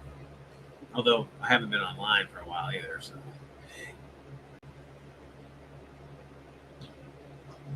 I saw that one of the guys. I'll make up a list of stuff. Okay, yeah, dude, do that. Uh-oh. You got bears and then there are hills. Dude, you should make a list that, like, you should make that list and, like, let me look at it first, but then put it out up for the public to check out. I guarantee, man, someone will, either, pay you or, pay for shipping for you to get rid of it type of shit, if you want to get rid of stuff. I don't think Nerd. I'm trying to think if from my conversations with Nerd if she would be interested in any of that stuff. So Nerd, Lefevre's got a bunch of old shit, like Rogue Trader stuff and like mechs and Gundams and all sorts of shit. But I don't think that's not really what you're into. I don't know. Yeah, dude. I mean, if you could just get, price it to sell or give it, barter or whatever. That's what I would rather do. Because, I mean, when you actually sell shit, it, like, takes fucking forever. You got to service that shit. If you're doing eBays or you got to repost if it didn't sell, or it's just a pain in the ass. Oh, okay. What RP? You play Pathfinder, don't you? Second edition, don't you? Yeah, I've always been partial to bartering, trading, just giving shit away. I mean, I don't know. You're never gonna get the money that you put into it, right? So, boy, try. But you might get something. I don't know. Who knows? Maybe that's the thing. Everyone wants what you got. That's the whole thing. If you find the right people, you find the right prices.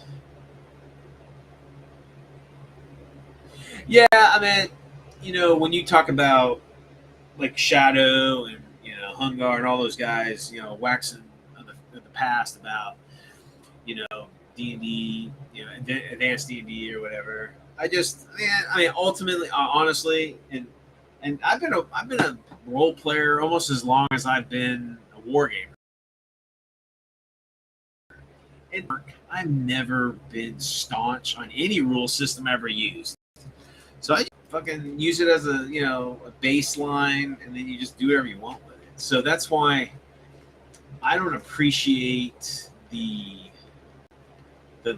differences in role playing games, because they usually just convert the fuck out of it anyway. So whatever. I've never been one to follow rules strictly. So because I'm weird. Oh man, I remember like when D20, the D20 system, whatever they call it. Dude, there were source books for fucking every movie. There's like Conan and Battlestar Galactica, Last Starfighter, Buffy, fucking Wizards. I mean, everybody made some sort of movie. Remember the Indiana Jones, James Bond, I mean, all sorts of shit. Yeah, but like I chose. So my first I never played D&D. The first edition, my brothers did. I used to roll the dice. I was pretty fucking young when that popped out. But I played. So the first D&D I played was Advanced D&D, and then from there I just started playing third edition. It was at that time where I was starting to buy shit, and then when third turned into fourth, I wasn't gonna replace all that shit. But we had started buying Pathfinder books, the 3.5 books or 3.0, 3.5 books, and they're pretty cool. I mean, they had some rich, whatever. And I had all that, so I just started buying Pathfinder. Pathfinder pretty close to third edition, 3.5. So I just stuck with that. I just have so much of it. I'm not gonna change a whole new fucking system. I'm just not gonna do it. It's true. It's true. I agree with that totally.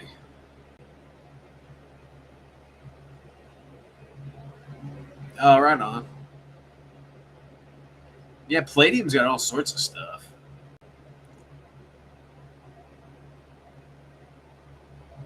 Star Frontiers. I played Star Frontiers for a little bit.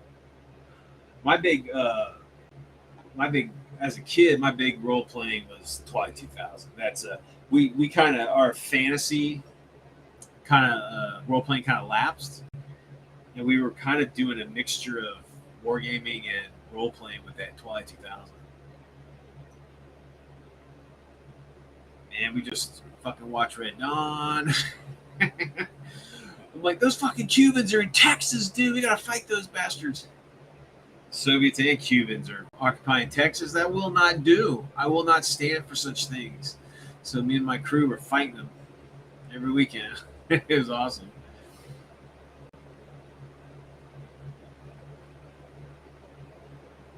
Oh, 2K. Okay.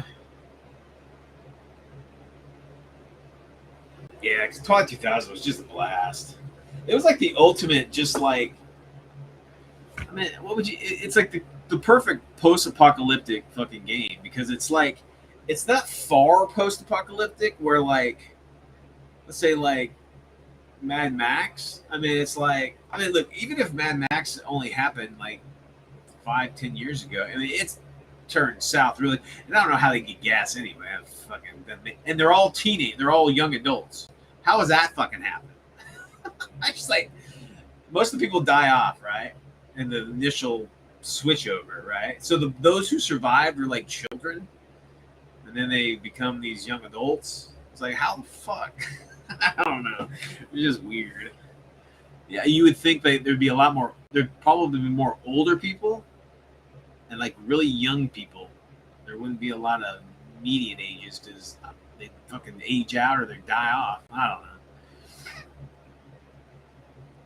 I didn't do New America.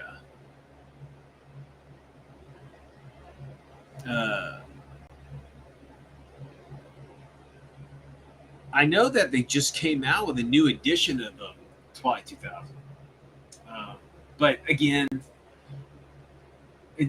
I don't think playing it again would have the same like feeling, because when we were playing it, I mean this shit was like now, we're playing it in the late 80s, right? And we're like the mid 80s or whatever it was. It was like, this is what the shit was now.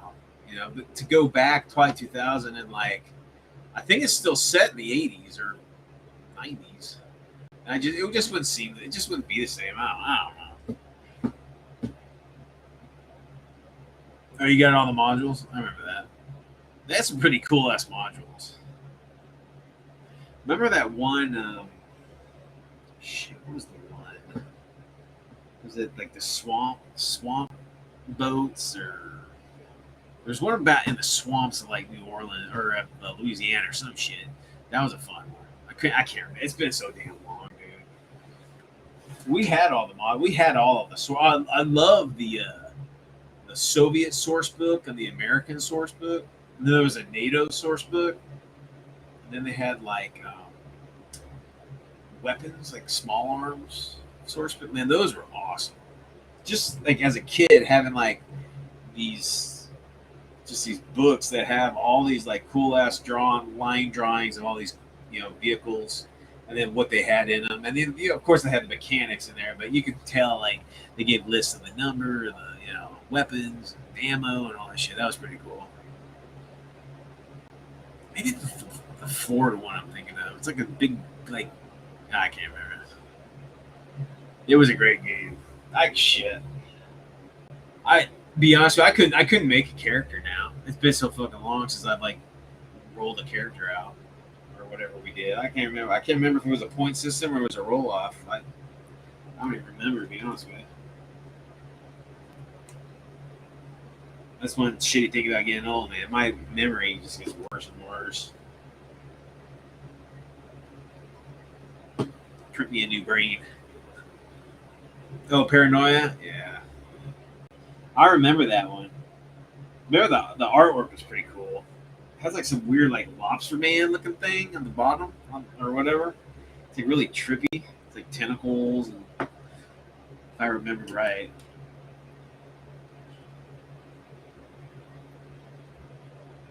Yeah, even like I played Pathfinder Second Edition. Even that, so I do a little different. Like you were talking about find a framework and then just go from there, right? Like in Pathfinder, I always do one level. It's a 0 level of NPC, and what that'll represent their what they did to get to the point of their beginning of being like adventurer level. So you have an NPC level, a 0 level, and then you'd work from there. I just thought, I remember a couple. I love the Pathfinder first edition.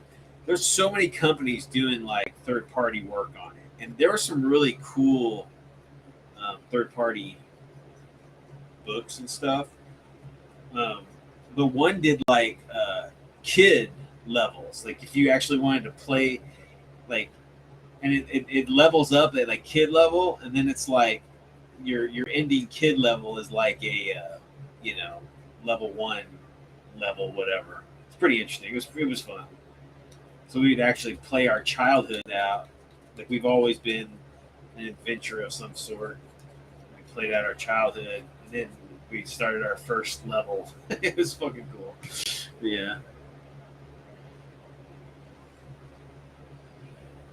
But yeah, like so, like in my Pathfinder, like we used the point system where you had so many points, you'd buy your levels or buy your stats, and then the only restriction I had is if you use third party stuff, I just need a copy of it so I can look at it, and then like and I know chaotic evil characters.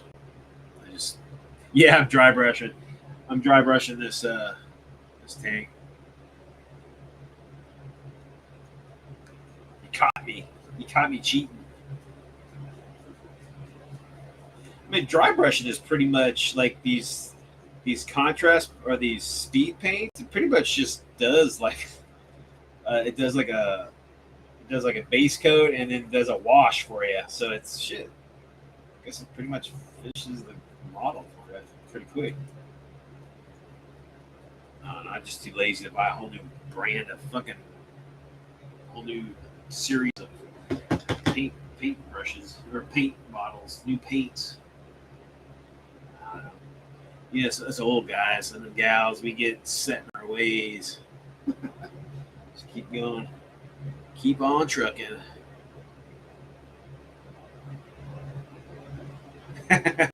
Everybody talks about the Zenithal shit. I mean, I know what it is. It's a primer, right? But I've never owned any of it. But shit, I mean, look, whatever you can do to get the shit on the table to play with, that's awesome. Sometimes that's enough. I'm making nerd. I'm doing up a Mickey, painting up a Mickey here.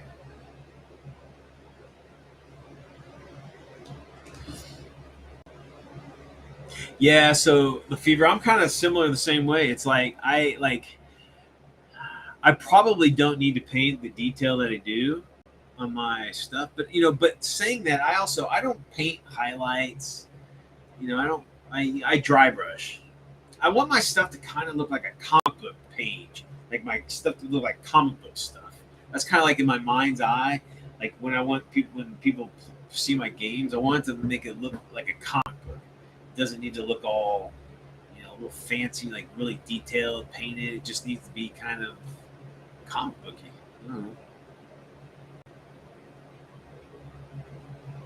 Yeah, I meant shit. Look at these big meaty claws.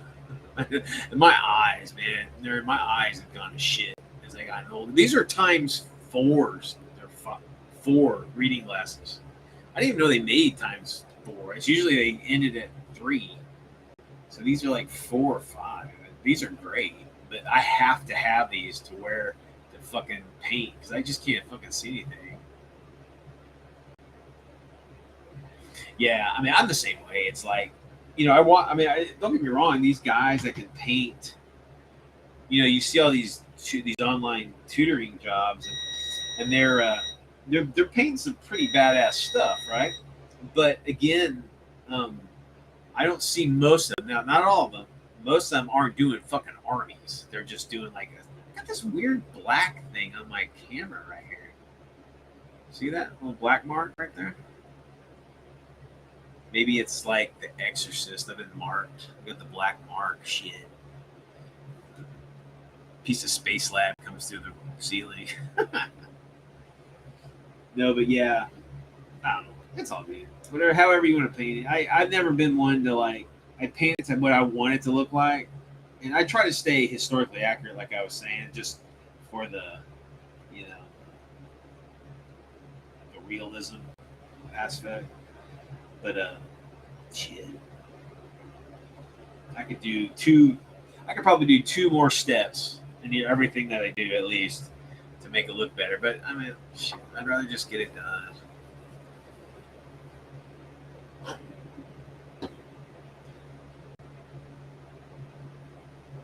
yeah. So what kind of character are you playing, nerd? In I know you're an elf fan. Would you play an elf, or would you do something? I know you're a dark elf, actually. Dark elf? Yeah, you got a dark elf army, right? Fantasy wise.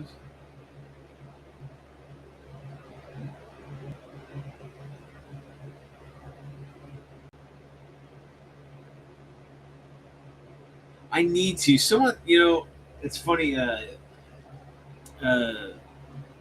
Nick from British Legion, I think he has one of these big old. Oh, somebody had it comes over your head. You wear it kind of like a little hat, and it's just like this giant magnifying glass with a light. That's what I need.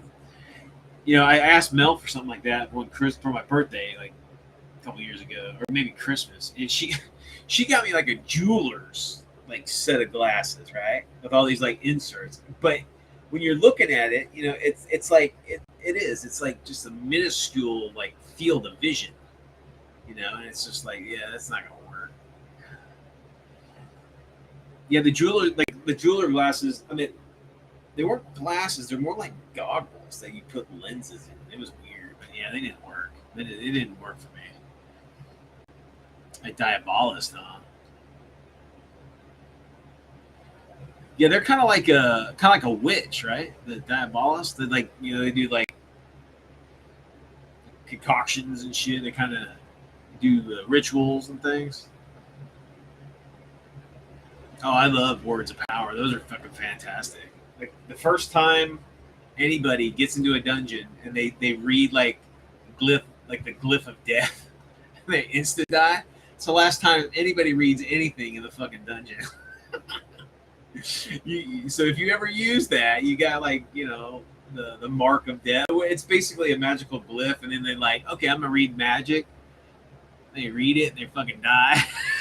It's just like, ugh.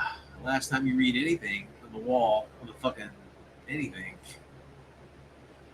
runes and wards. That's cool. Is that a Pathfinder? I remember Mel played a spiritualist not too long ago, where they just their big thing is they have access to like a kind of like an ancestor or something, or a dead lover or whatever it was, and they're like a ghost, and they basically had a ghost with you at all times fighting for you. It's pretty cool.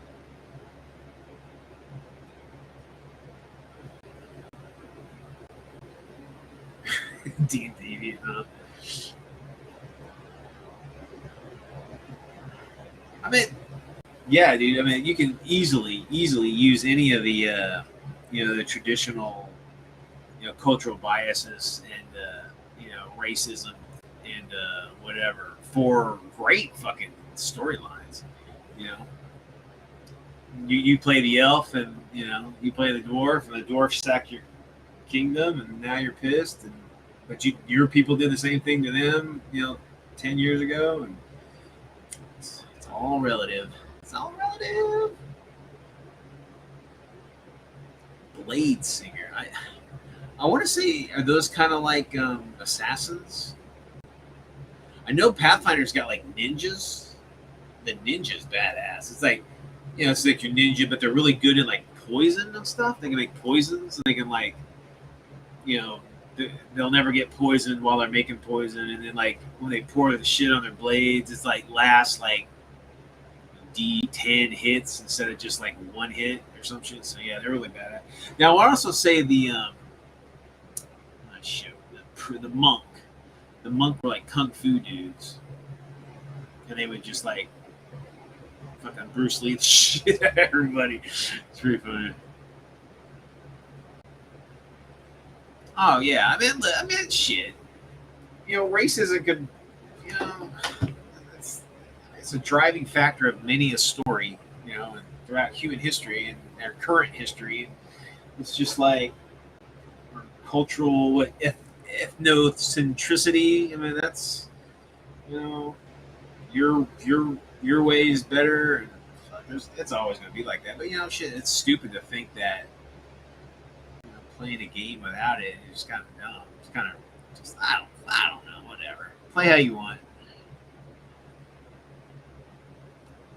Yeah, I want to say. I'm trying to think of Pathfinder had something like that, or maybe a third party did something like that. Because I remember they were the 40K, the 40K Harlequins. Yeah, they just kind of bounce around, and they're they're not intimidating. But they're fuck, I can't remember. Yeah, I think I understand about that.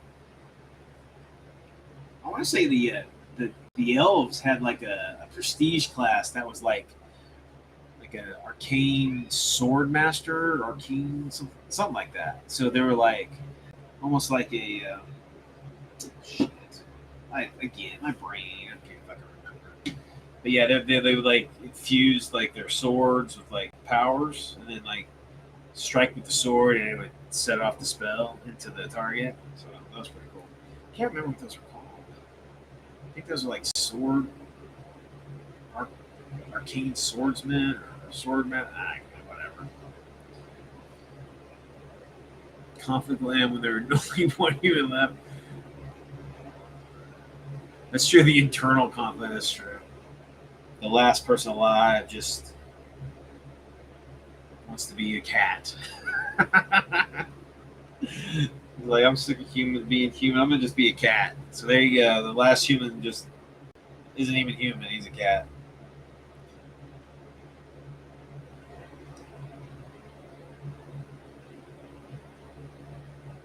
Listen, when Mother Nature gets sick of us, she'll kick us all off. So, no worries. I have total faith in that. Oh, right on. It's funny because, like, when I was first in D&D, that's when everybody wants to kill.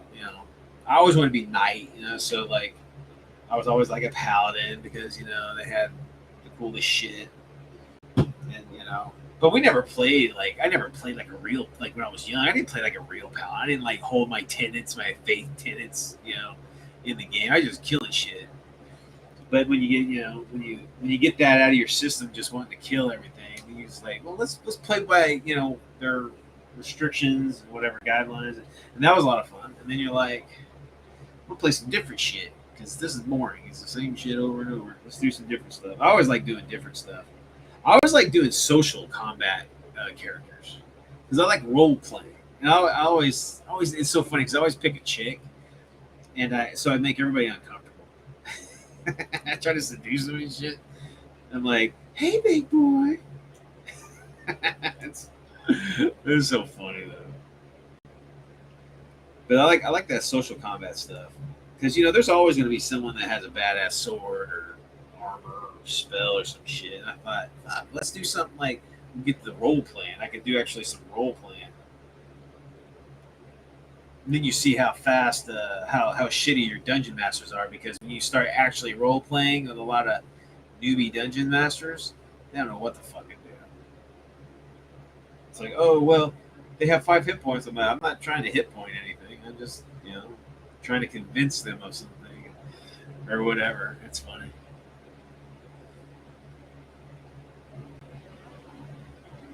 Yeah, we always. To be fair, I think we were always doing like big epic like adventures.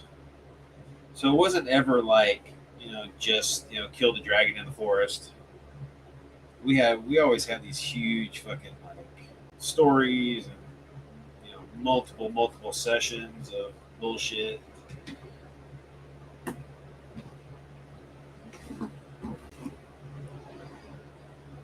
What time is it? Well, guys, it's almost 10 here. I'm at a stopping point.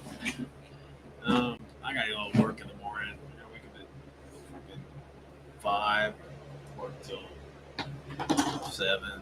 So need some rest. But hey, nerd, thanks for swinging by. Hope to see some more videos from you too, girl. See some battle reports that you played. Also, LaFever, thanks for swinging by. I'll check out that email probably tomorrow and get back with you. But yeah, dude. Definitely up for if there's anything that we need to get rid of, we can do trade or we'll do that print stuff, no problem. Okay. And I want to thank JC for swinging by earlier. You guys go swing over to JC's. He works with the Nuts or the 2-hour war games. A lot of the World War II stuff and all the weird World War II stuff over there is written by him. So he's a big fan of Ed's stuff. He writes a bunch of stuff, so go check that out. Might be a cool system that you guys might dig out. Again, it's 2-hour war games, and guys go check out Nerd's awesome Colts page and her YouTube channel. All right, guys.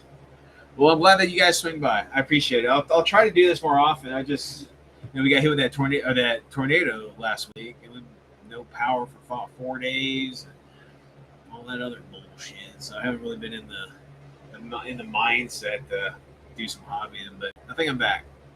All right, guys. Whatever you do in this crazy mixed up world, you guys keep it weird. Okay? Take it easy, guys.